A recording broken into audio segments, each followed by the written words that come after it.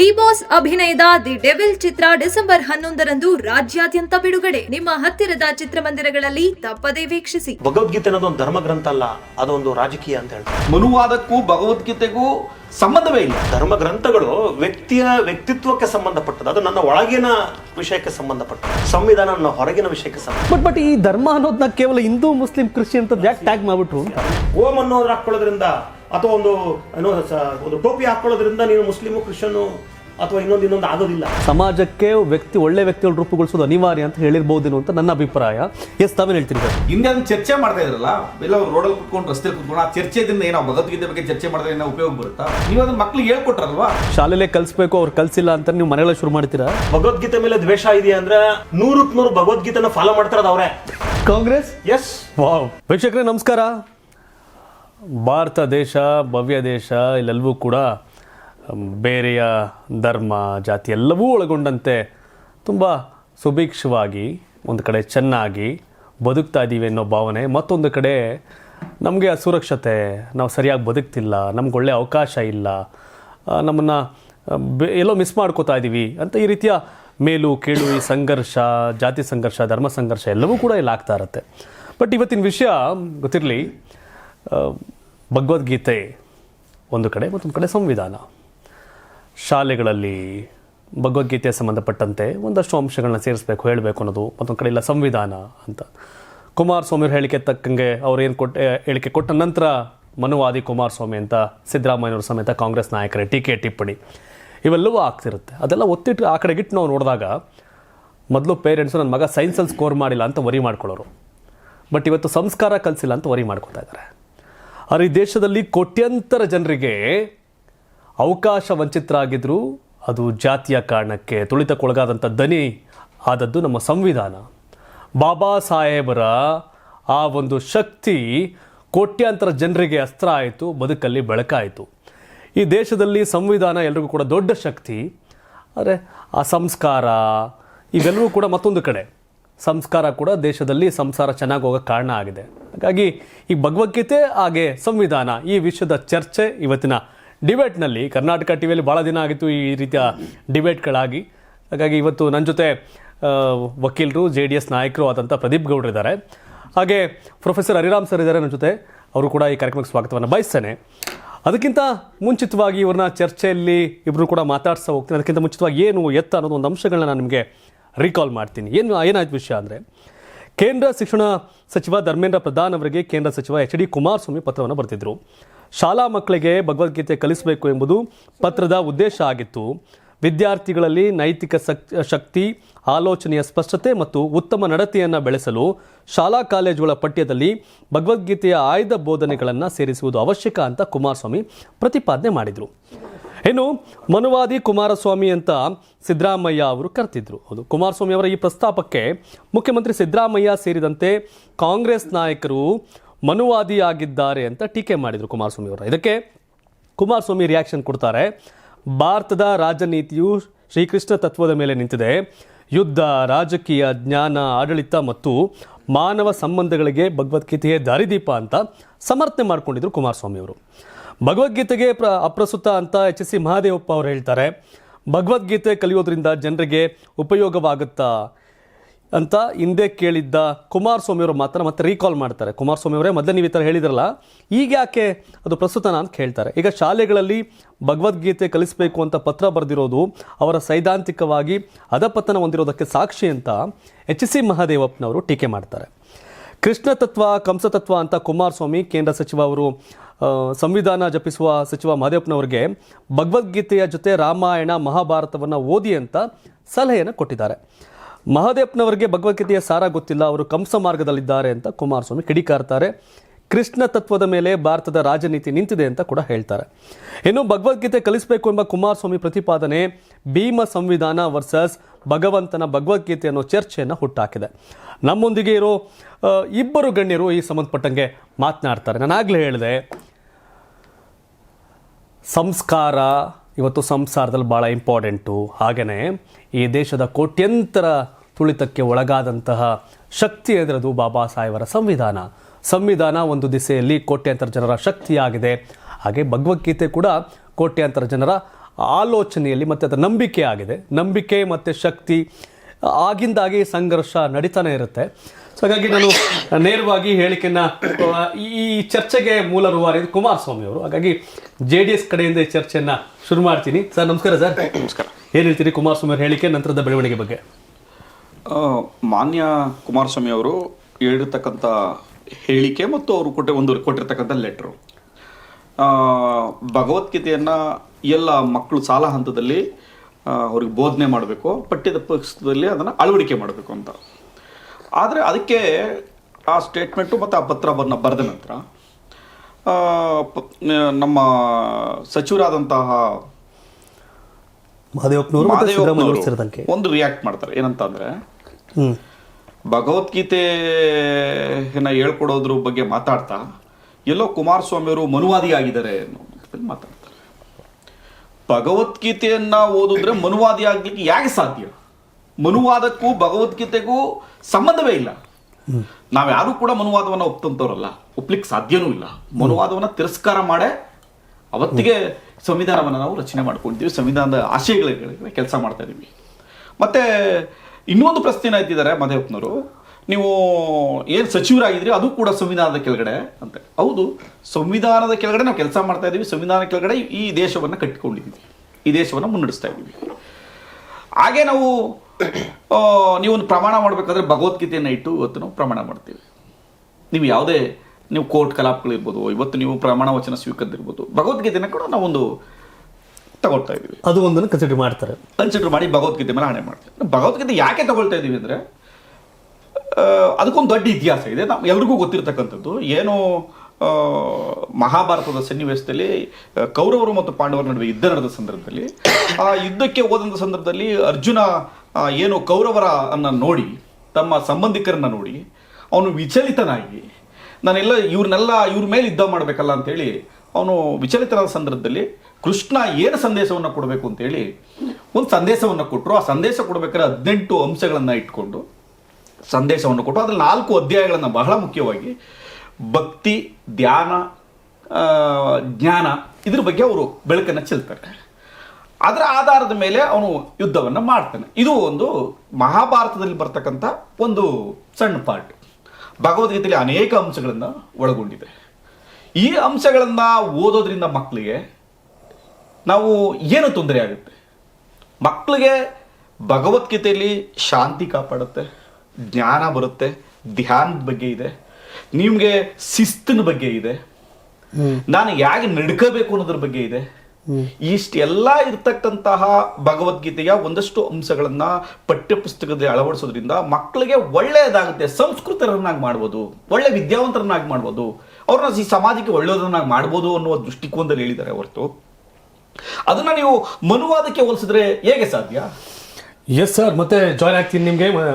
Hariram sir, ಇವತ್ತು ಮನುಷ್ಯನ ಜೀವನದಲ್ಲಿ ತುಂಬ ಅವಶ್ಯಕವಾಗಿರ್ತಕ್ಕಂಥದ್ದು ಏನು ಅಂತ, ಈ ಭಗವದ್ಗೀತೆ ಹಾಗೆ ಸಂವಿಧಾನ ಎರಡರ ನಡುವೆ ಚರ್ಚೆ. ನಾನು ವರ್ಸಸ್ ಅಂತ ಹೇಳಲಿಕ್ಕೆ ಹೋಗೋದಿಲ್ಲ, ಅವರವರ ಆಚಾರ ವಿಚಾರ ಮತ್ತು ಅವರ ಅವಶ್ಯಕತೆಗಳು ಈ ರೀತಿ ನಡೀತಾ ಇರ್ತವೆ. ಬಟ್ ಇದ್ರ ಬಗ್ಗೆ ತಮ್ಮ ಕಾಮೆಂಟ್ ಏನು ಸರ್? ನಾವು ಈಗ ಒಂದು ಪ್ರಜಾಪ್ರಭುತ್ವ ವ್ಯವಸ್ಥೆಯಲ್ಲಿದ್ದೀವಿ. ನಾವು ಪ್ರಜಾಪ್ರಭುತ್ವ ವ್ಯವಸ್ಥೆಯ ಉದ್ದೇಶ ಮತ್ತು ಆಶಯ ಏನಪ್ಪ ಅಂತ ಹೇಳಿದ್ರೆ, ಪ್ರಜೆಗಳ ಒಂದು ಸರ್ವಾಂಗೀಯ ಬೆಳವಣಿಗೆ, ಪ್ರಜೆಗಳ ಅವಶ್ಯಕತೆಗಳನ್ನು ಸರ್ಕಾರ ಈಡೇರಿಸುವಂಥದ್ದು, ಮತ್ತು ಬಹಳ ಮುಖ್ಯವಾಗಿ ಪ್ರಜೆಗಳ ಆದ್ಯತೆಗಳನ್ನು ನೋಡಿಕೊಂಡು ಆದ್ಯತೆಗಳನ್ನು ಫುಲ್ಫಿಲ್ ಮಾಡೋದು ಪ್ರಜಾಪ್ರಭುತ್ವದ ಒಂದು ಉದ್ದೇಶ.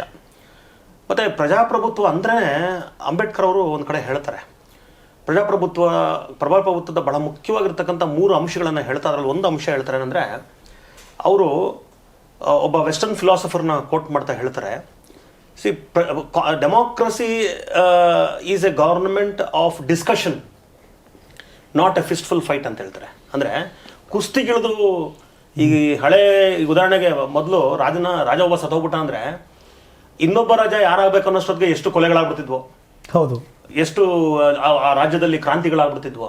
ಆದರೆ ಇವತ್ತು ನಾವು ಶಾಂತಿಯುತವಾಗಿ ಪವರ್ ಟ್ರಾನ್ಸ್ಫರ್ ಆಗ್ತದೆ. That is the beauty of the democracy. ಇವತ್ತು BJP ಅಧಿಕಾರದಲ್ಲಿದೆ, ನಾಳೆ ಇನ್ನೊಂದು ಪಕ್ಷ ಬರುತ್ತೆ, ಅಲ್ಲಿ ಯಾರೂ ಕೂಡ ನಾನು ಬಿಡಲ್ಲ ಅಂತ ಹೇಳಲಿಕ್ಕೂ ಬರಲ್ಲ, ಅಥವಾ ಇನ್ನೊಬ್ಬರು ಕೊಡ್ರಿ ಅಂತ ಕತ್ತಿ ಹಿಡ್ಕೊಳ್ಳೋಕ್ಕೂ ಸಾಧ್ಯ ಇಲ್ಲ. It's a peaceful transfer of the power. ಹಾಗಾಗಿ ಪ್ರಜಾಪ್ರಭುತ್ವ ಒಂದು ರೀತಿ ಶಾಂತಿಯನ್ನ, ಪ್ರಜೆಗಳ ಒಳಿತನ್ನ ಬಯಸ್ತಕ್ಕಂಥದ್ದು.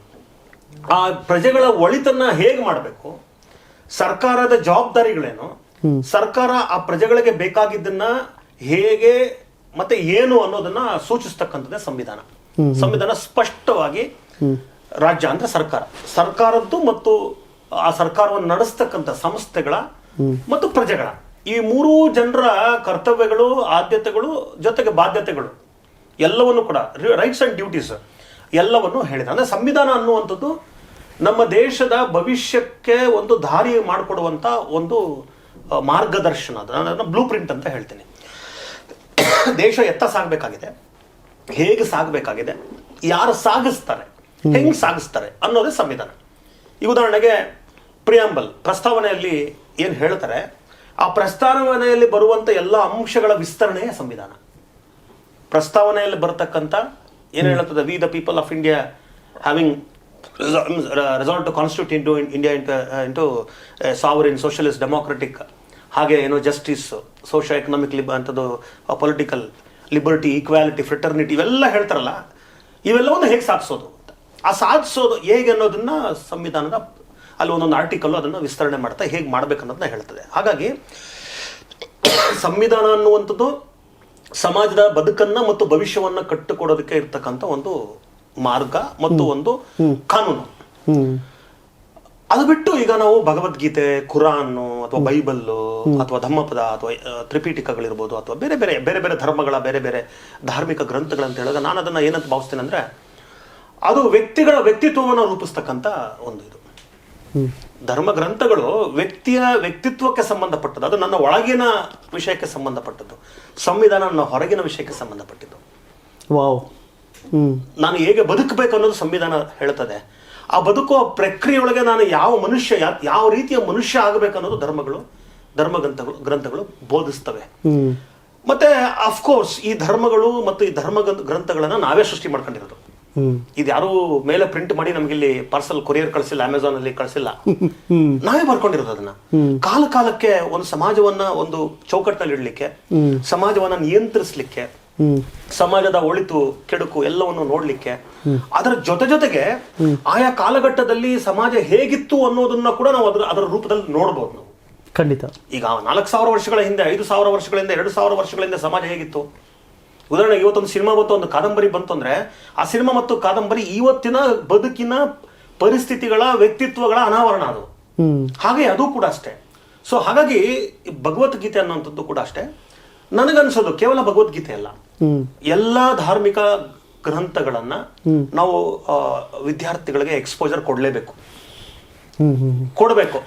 ನಾಟ್ ಓನ್ಲಿ ಭಗವದ್ಗೀತೆ, ಆಮೇಲೆ ಎಲ್ಲಾ ಧರ್ಮಗಳದ್ದು ಯಾಕೆ ಕೊಡಬೇಕು, ಏನು ಕೊಡ್ಬೇಕು ಅನ್ನೋದು ಬಹಳ ಮುಖ್ಯ. ಯಾಕಂದ್ರೆ ಮತ್ತೆ ಈ ಧರ್ಮ ಗ್ರಂಥಗಳಲ್ಲಿ ಸಮಸ್ಯೆ ಏನಪ್ಪಾ ಆಗಿದೆ ಅಂದ್ರೆ, ಆ ಧರ್ಮದ ಹೆಸರಿನಲ್ಲಿ ಸಮಾಜವನ್ನು ನಿಯಂತ್ರಿಸಲಿಕ್ಕೆ ಅದರಲ್ಲಿ ಒಂದಿಷ್ಟು ಕೆಡುಕುಗಳು ಸೇರ್ಕೊಂಡಿದ್ದಾವೆ. ಒಂದಿಷ್ಟು ಮನುಷ್ಯನಿಗೆ ಕೆಡುಕಾಗುವಂಥದ್ದು ಮತ್ತು ಬಹುಶಃ ಆ ಸಮಾಜಕ್ಕೆ ಅವತ್ತಕ್ಕೆ ಸೂಕ್ತವಾಗಿ ಇದ್ದಿರಬಹುದು ಅದು. ಆದ್ರೆ ಇವತ್ತು ನಾವು ಡೆಮೋಕ್ರಸಿ ಇದೆಯಲ್ಲ, ಮತ್ತೆ ಒಂದು ಪ್ರಜಾಪ್ರಭುತ್ವ, ಅದು ಒಂದು ರೀತಿ ನಿಂತ ನೀರಲ್ಲ ಅದು. ನೀವು ಉದಾಹರಣೆಗೆ ಏಥಿಯನ್ ಡೆಮೋಕ್ರಸಿ, ಗ್ರೀಕ್ ಡೆಮೋಕ್ರಸಿಯಿಂದ ಇವತ್ತಿನ ಡೆಮೋಕ್ರಸಿವರೆಗೂ ಬಹಳ ಮುಂದೆ ಸಾಗಿ ಬಂದಿದ್ದೀವಿ. ಏಥಿಯನ್ ಡೆಮೋಕ್ರಸಿಯಲ್ಲಿ ಕೇವಲ 50% ಜನ ಮಾತ್ರ ಪ್ರಜಾಪ್ರಭುತ್ವದಲ್ಲಿ ಭಾಗವಹಿಸ್ತಾ ಇದ್ರು. ಅಲ್ಲಿ ಇರ್ತಕ್ಕಂಥ ಗುಲಾಮರಿಗೆ ಓಟ್ ಹಾಕೋ ಹಾಕಿರ್ಲಿಲ್ಲ. ಹೌದು. ಆದ್ರೆ ಆಧುನಿಕ ಪ್ರಜಾಪ್ರಭುತ್ವದಲ್ಲಿ 100% ವೋಟಿಂಗ್ ಇದೆ. ಪ್ರಜಾಪ್ರಭುತ್ವ ಹೇಗೆ ಸಾಗಿ ಬಂದು ಎಲ್ಲಿಗೆ ಬಂದು ತಲುಪಿದೆ, ಹಾಗೆ ಈ ಧರ್ಮ ಗ್ರಂಥಗಳು ಕೂಡ ಅಷ್ಟೇ. ಒಂದು ಕಾಲದಿಂದ ಇನ್ನೊಂದು ಕಾಲಕ್ಕೆ ಹೋಗುವ ಪ್ರಕ್ರಿಯೆಯೊಳಗೆ ಅನೇಕ ರೀತಿಯಾದಂಥದ್ದು ಸೇರಿಸಿರೋದು, ತೆಗೆದಿರೋದು, ಅದೆಲ್ಲವೂ ಆಗಿದೆ. ಅದು ದೊಡ್ಡ ಚರ್ಚೆ ಅದು.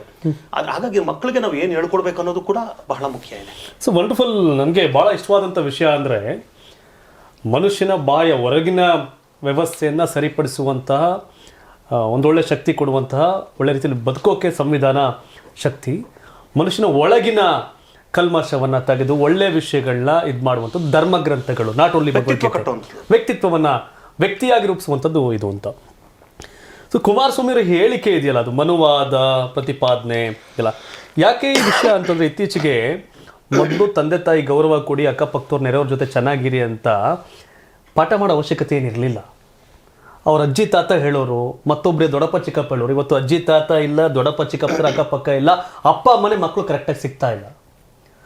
So part of the education ಇದಾದ್ರೇನೋ ಆಗುತ್ತೆ ಅನ್ನೋ ಉದ್ದೇಶದಿಂದ ಯಾಕಂದ್ರೆ ಅದನ್ನ ಯತ್ನಾಳ್ ಹೇಳಿದ್ರೆ ಬೇರೆ ಕತೆ, ಮುತಾಲಿಕ್ ಹೇಳಿದ್ರೆ ಬೇರೆ ಕತೆ, ಕಾರ್ಗಳ ಸುನಿಲ್ ಕುಮಾರ್ ಹೇಳಿದ್ರೆ ಬೇರೆ ಕತೆ, ಅದಕ್ಕೆ ನಾನು ಸಿಟಿ ಉದ್ದೇಶ ಹೇಳಿದ್ರೆ ಬೇರೆ important ಕತೆ. ಅಂತ ಹೇಳಿದ್ದು ನಾನು. ಆದ್ರೆ ಕುಮಾರಸ್ವಾಮಿ ಅವರು ಇವತ್ತಿನ ಯಾವಾಗ್ಲೂ ಹೇಳ್ತಿರ್ತೀನಿ ಸರ್, ಹಳೆ ಮೈಸೂರು ಭಾಗದಲ್ಲಿ ಕೋಮುವಾದ ಅನ್ನೋದು ನೆಲೆ ನಿಂತಿಲ್ಲ ಅಂದ ಕಾರಣ ಬಿಕಾಸ್ ಆಫ್ ಅದು ಜಾತ್ಯತೀತ ಜನತಾದಳ. Yes of course. ಒಂದಷ್ಟು ಜನ ಮುಸಲ್ಮಾನರು ಯಾರೋ ಬಂದ್ಬಿಟ್ಟೆ ಅವ್ರು ಸರಿ ಇಲ್ಲ ಮುಸಲ್ಮಾನರು ಡೈ ಮನೆಗೆ ನಡೀರಿ ಅಂತ ಬಿಜೆಪಿ ಅವ್ರಿಗೆ ಹಿಂದುತ್ವವಾದಿಗಳು ಹೇಳಿ ಕಳಿಸುವಂತ ಜನ ದಳದಲ್ಲೂ ಇದ್ರು, ಕಾಂಗ್ರೆಸ್ಸಲ್ಲೂ ಇದ್ರು.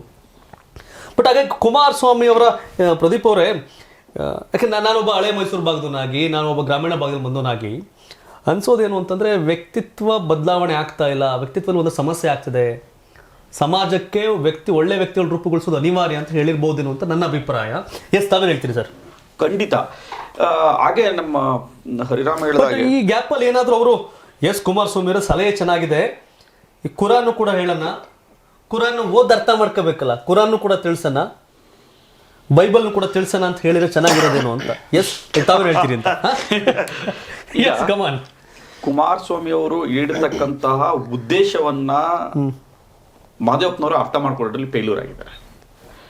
ನಾವು ಈ ಮನುವಾದಕ್ಕೆ ಲಿಂಕ್ ಮಾಡಿರ್ತಕ್ಕಂಥದ್ದೇ ದೊಡ್ಡ ತಪ್ಪು. ಯಾಕಂದ್ರೆ ಇವತ್ತಿನ ಫಾಸ್ಟ್ ಲೈಫಲ್ಲಿ ನೀವು ಹೇಳಿದ ಹಾಗೆ ನಾವು ಎಲ್ಲೋ ಒಂದ್ ಕಡೆ ಮಕ್ಕಳಿಗೆ ಕಾನ್ಸಂಟ್ರೇಷನ್ ಮಾಡೋಕ್ಕಾಗ್ತಿಲ್ಲ.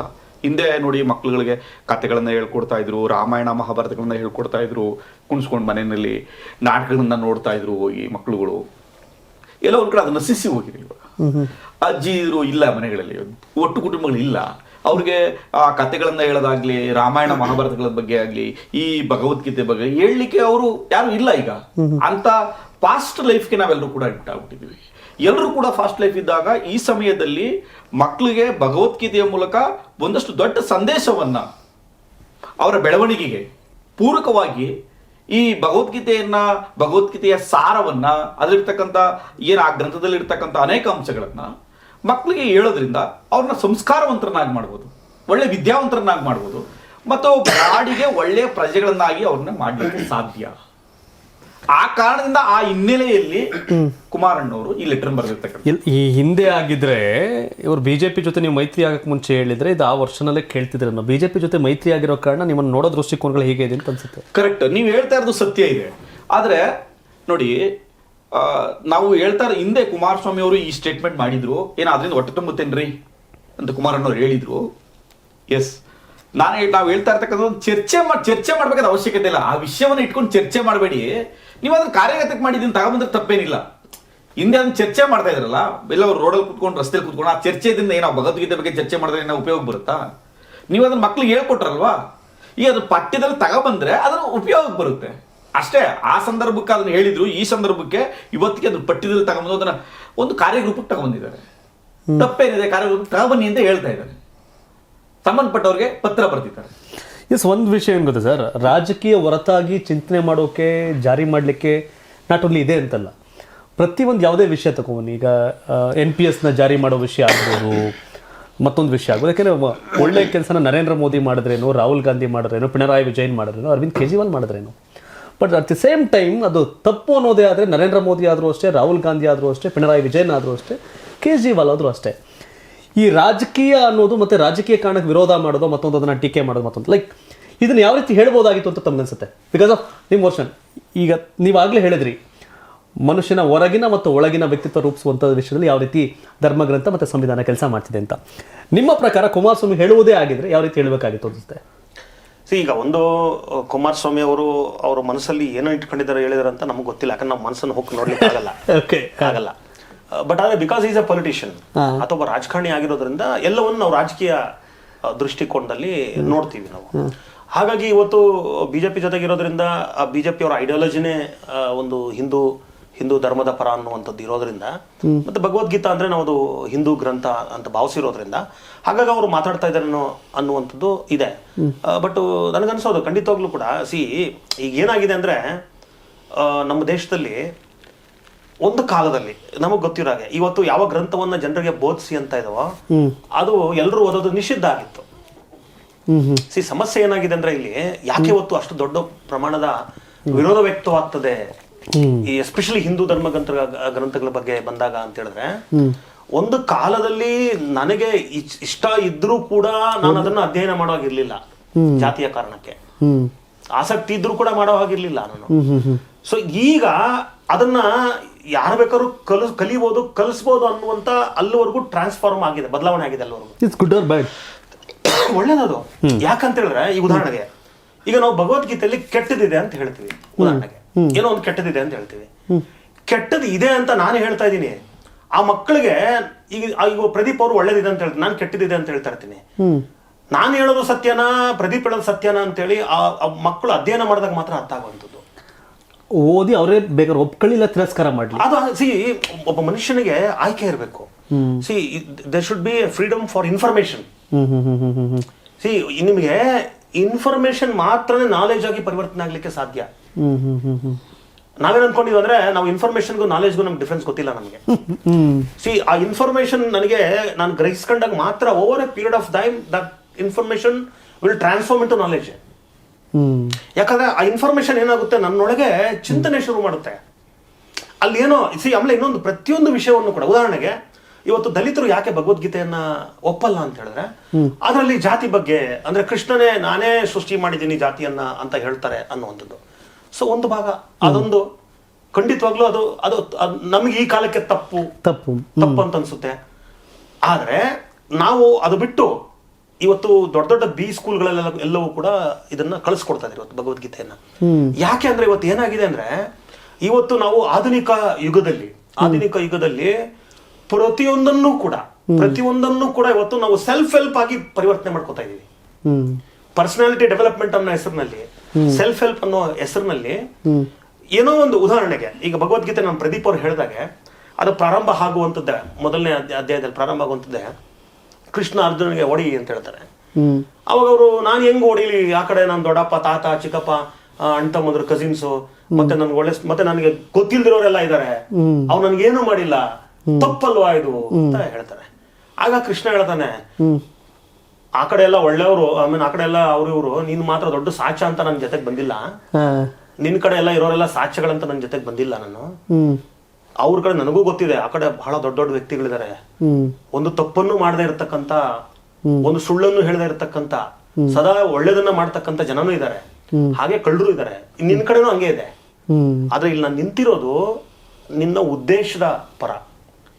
ನೀನು ಧರ್ಮ ಅಂದ್ರೆ ರೈಟ್, ಈಗ ಭೂಮಿ ಆ ನೆಲೆ ಅಂತದ ಆ ರಾಜ್ಯ ಯಾರಿಗೆ ಸೇರ್ಬೇಕನ್ನೋ ತಾನೇ ಯುದ್ಧ. ಹೌದು, ಧರ್ಮ ಸ್ಥಾಪನೆ. ನಿಮಗೂ ಇದೆ ಶೇರ್ ಅದರಲ್ಲಿ. ಈಗ ಅವ್ನು ಶೇರ್ ಕೊಟ್ಟಿಲ್ಲ ಅಂತ ನೀವು ಯುದ್ಧ ಮಾಡ್ತಾ ಇದ್ರಿ, ಕರೆಕ್ಟ್ ಇದೆಯಲ್ಲ ಅದು.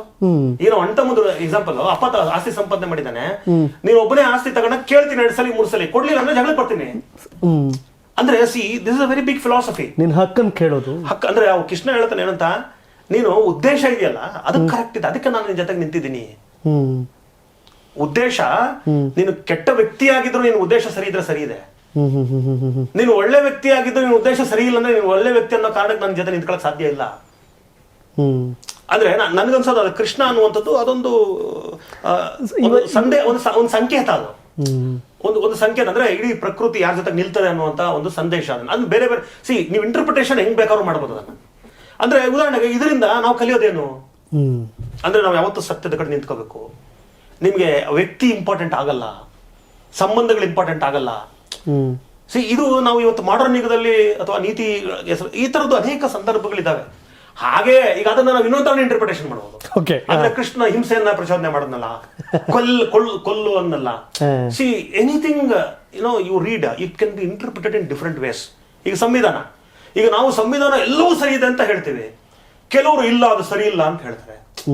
ಯಾಕಂದ್ರೆ ಅವರ ಪರ್ಸೆಪ್ಷನ್ ಏನಿದೆ, ಅವರ ದೃಷ್ಟಿಕೋನ ಏನಿದೆ, ಮತ್ತೆ ಆತನು ಎಲ್ಲಿ ನಿಂತಿದ್ದಾನೆ ಅನ್ನೋದ್ರ ಮೇಲೆ ಅರ್ಥ ಆಗುತ್ತೆ ಅದು ಅವನ್ಗೆ. ಮತ್ತೆ ಇನ್ನೊಂದು, ಸಂವಿಧಾನವನ್ನ ಟೀಕೆ ಮಾಡೋರು ಹೇಗೆ ಸಂವಿಧಾನವನ್ನ ಓದ್ದೇನೆ ಟೀಕೆ ಮಾಡ್ತಾರಲ್ಲ, ಹಾಗೆ ನಾವು ಯಾವುದನ್ನು ಓದ್ದೇನೆ ಟೀಕೆ ಮಾಡೋದು ಕೂಡ ತಪ್ಪು. ನಾವು ವಂಡರ್ಫುಲ್ ವರ್ಡ್. ಯಾಕೆಂದ್ರೆ ನಾನು ಭಗವದ್ಗೀತೆಯನ್ನು ಸಂಪೂರ್ಣವಾಗಿ ಓದಿ ಅದನ್ನು ಟೀಕಿಸಬಾರ್ದು, ಕುರಾನನ್ನು ಸಂಪೂರ್ಣವಾಗಿ ಓದಿ ಅದ್ರ ಬಗ್ಗೆ ನಾನು ಕಾಮೆಂಟ್ ಮಾಡಬಾರ್ದು, ಬೈಬಲನ್ನು ನಾನು ತಿಳ್ಕೊಳ್ಳದೆ ಅದ್ರ ಬಗ್ಗೆ ಹೀಗೆ ಹಾಗೆ ಹೇಳುವಂಥ ಅವಶ್ಯಕತೆ ಇಲ್ಲ. ಹಾಗಾದರೆ ನಾವು ತುಂಬ ಒಳ್ಳೆ ಮಾತನ್ನು ಹೇಳ್ಯಾರ ರಾಮ್ ಸರ್, ಓದಲಿ, ತಿಳ್ಕೊಳ್ಳಿ, ಸರಿ ಯಾವುದು ತಪ್ಪು ಯಾವುದು ಅಂತ ನಿರ್ಧಾರ ಮಾಡೋಕ್ಕೊಂದು ಅವಕಾಶ ಆಗಲಿ ಅಂತ. ಸರ್, ಇತ್ತೀಚಿನ ದಿನಗಳಲ್ಲಿ ಪ್ರದೀಪ್ ಅವರೇ ಆರೋಗ್ಯಕರ ಚರ್ಚೆ ಅಂತ ಕರಿತಿದ್ವಿ ಹಿಂದೆ, ಹೆಲ್ತಿ ಡಿಸ್ಕಷನ್ಸ್ ಅಂತ. ಹೆಲ್ತಿ ಡಿಸ್ಕಷನ್ಸ್ ಆಗುವಂಥ ಅವಶ್ಯಕತೆ ಭಾಳ ಇದೆ ಹಿಂದೆ.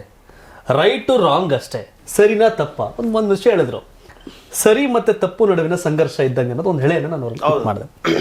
ಬಟ್ ಈಗ ಕುಮಾರಸ್ವಾಮಿ ಒಂದು ಮಾತನ್ನು ಹೇಳಿದ್ರು, ಓಕೆ, ಸೊ ವಾಟ್ ನೆಕ್ಸ್ಟ್? ಈಗ ಮನುವಾದಿ ಈ ಥರದ್ದೆಲ್ಲ ಕಾಮೆಂಟ್ಗಳು ಇದು ಮಾಡ್ಕೊಂಡು ಹೋಗ್ತಿದ್ದಾರೆ, ಇದೆಲ್ಲ ಆಗ್ತಾ ಇದೆ.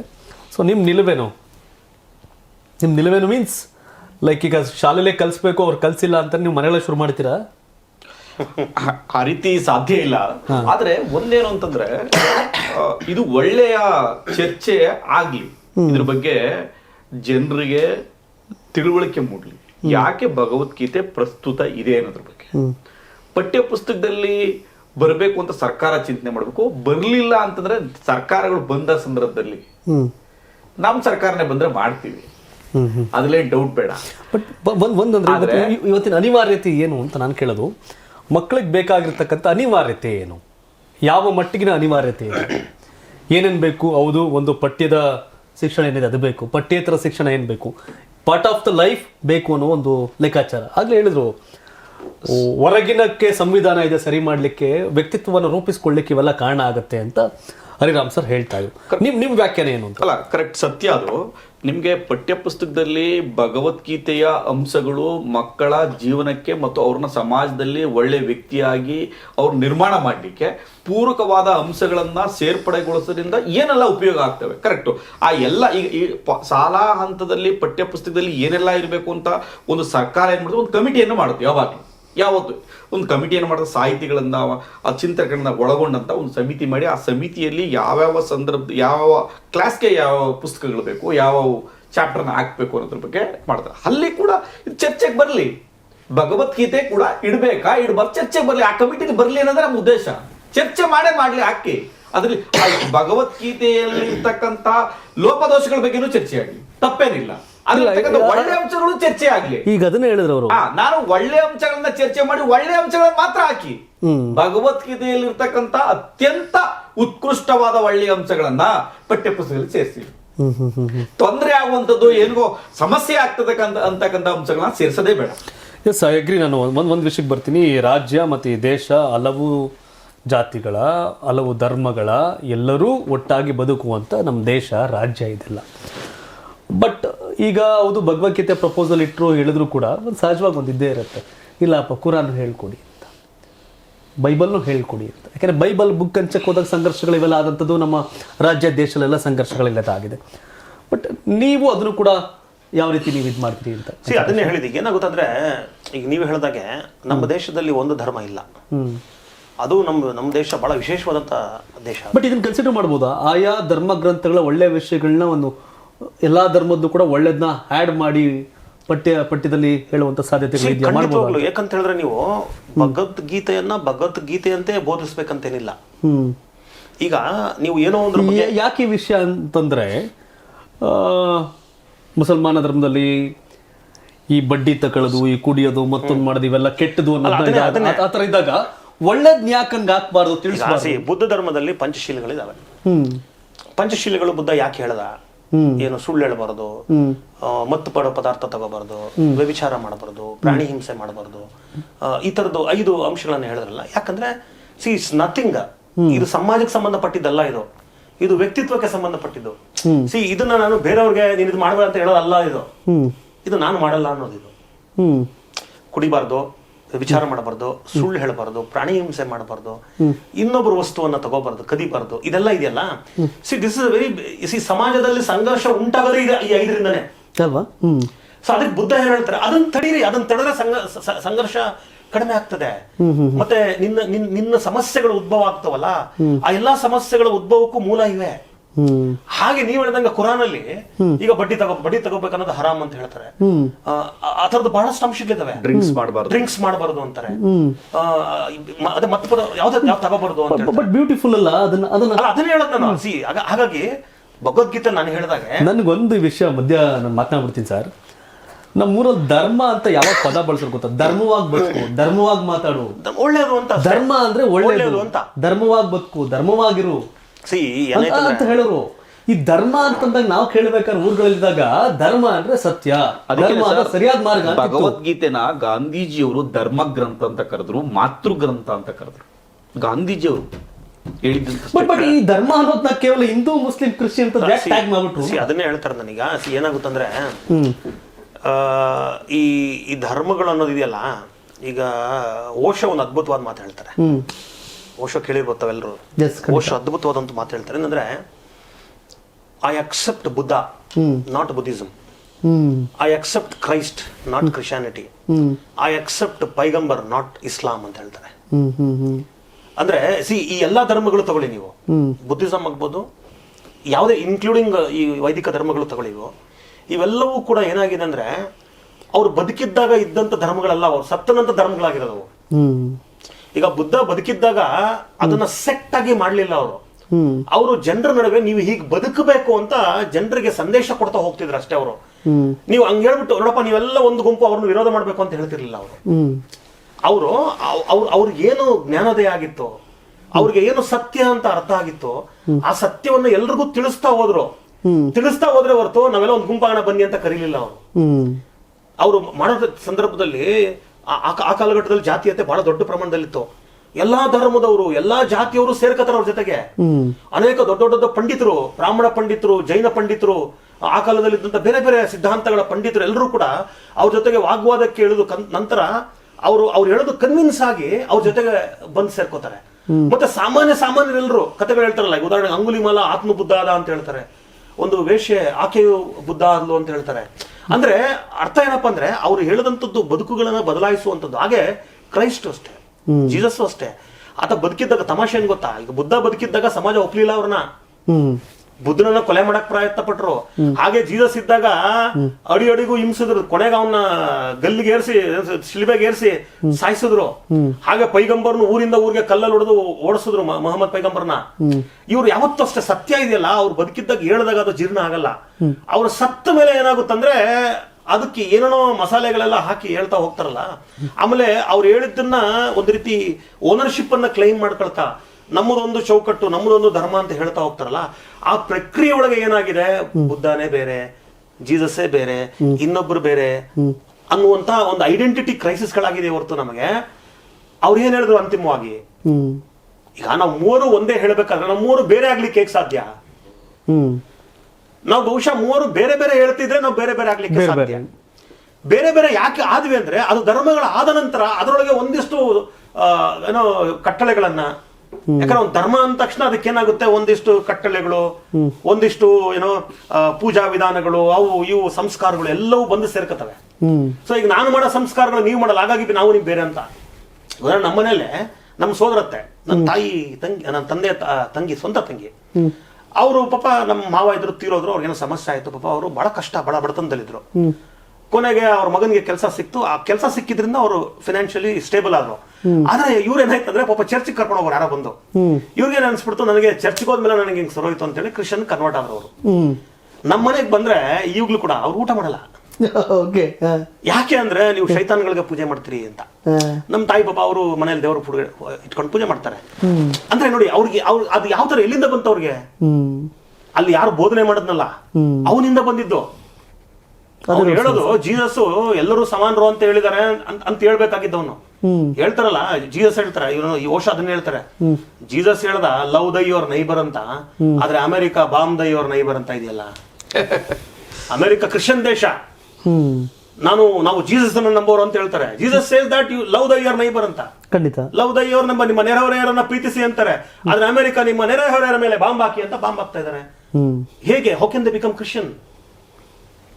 ನೀನು ಸಂಕೇತಗಳನ್ನ ಶಿಲುಬೆ ಹಾಕೊಳ್ಳೋದ್ರಿಂದ, ಓಂ ಅನ್ನೋದ್ರ ಹಾಕೊಳ್ಳೋದ್ರಿಂದ, ಅಥವಾ ಒಂದು ಟೋಪಿ ಹಾಕೊಳ್ಳೋದ್ರಿಂದ ನೀನು ಮುಸ್ಲಿಮು, ಕ್ರಿಶ್ಚಿಯನ್ ಅಥವಾ ಇನ್ನೊಂದು ಆಗೋದಿಲ್ಲ. ಪಾಲನೆ ಮಾಡೋದು. ಪಾಲನೆ ಅಂದ್ರೆ ಏನು? ಎಲ್ಲರಿಗೂ ಶುಭವಾಗುವಂಥದ್ದು, ಎಲ್ಲರಿಗೂ ಒಳ್ಳೇದಾಗುವಂಥದ್ದು, ಎಲ್ಲರಲ್ಲೂ ಮೈತ್ರಿಯನ್ನ, ಒಳ್ಳೇದನ್ನ, ಎಲ್ಲರನ್ನು ಬೆಸೆಯುವಂತ, ಇದನ್ನ ಧರ್ಮಗಳು ಮೂಲಭೂತವಾಗಿ ಎಲ್ಲಾ ಧರ್ಮಗಳಲ್ಲೂ ಇದೆ ಅಂಶ ಇದು. ಹಾಗೆಯೇ ಕೆಲವು ಕಲ್ಮಶಗಳು, ಹಾಗೆಯೇ ಕೆಲವು ನೆಗೆಟಿವಿಟಿಗಳು ಸೇರಿಸಿದ್ದಾರೆ.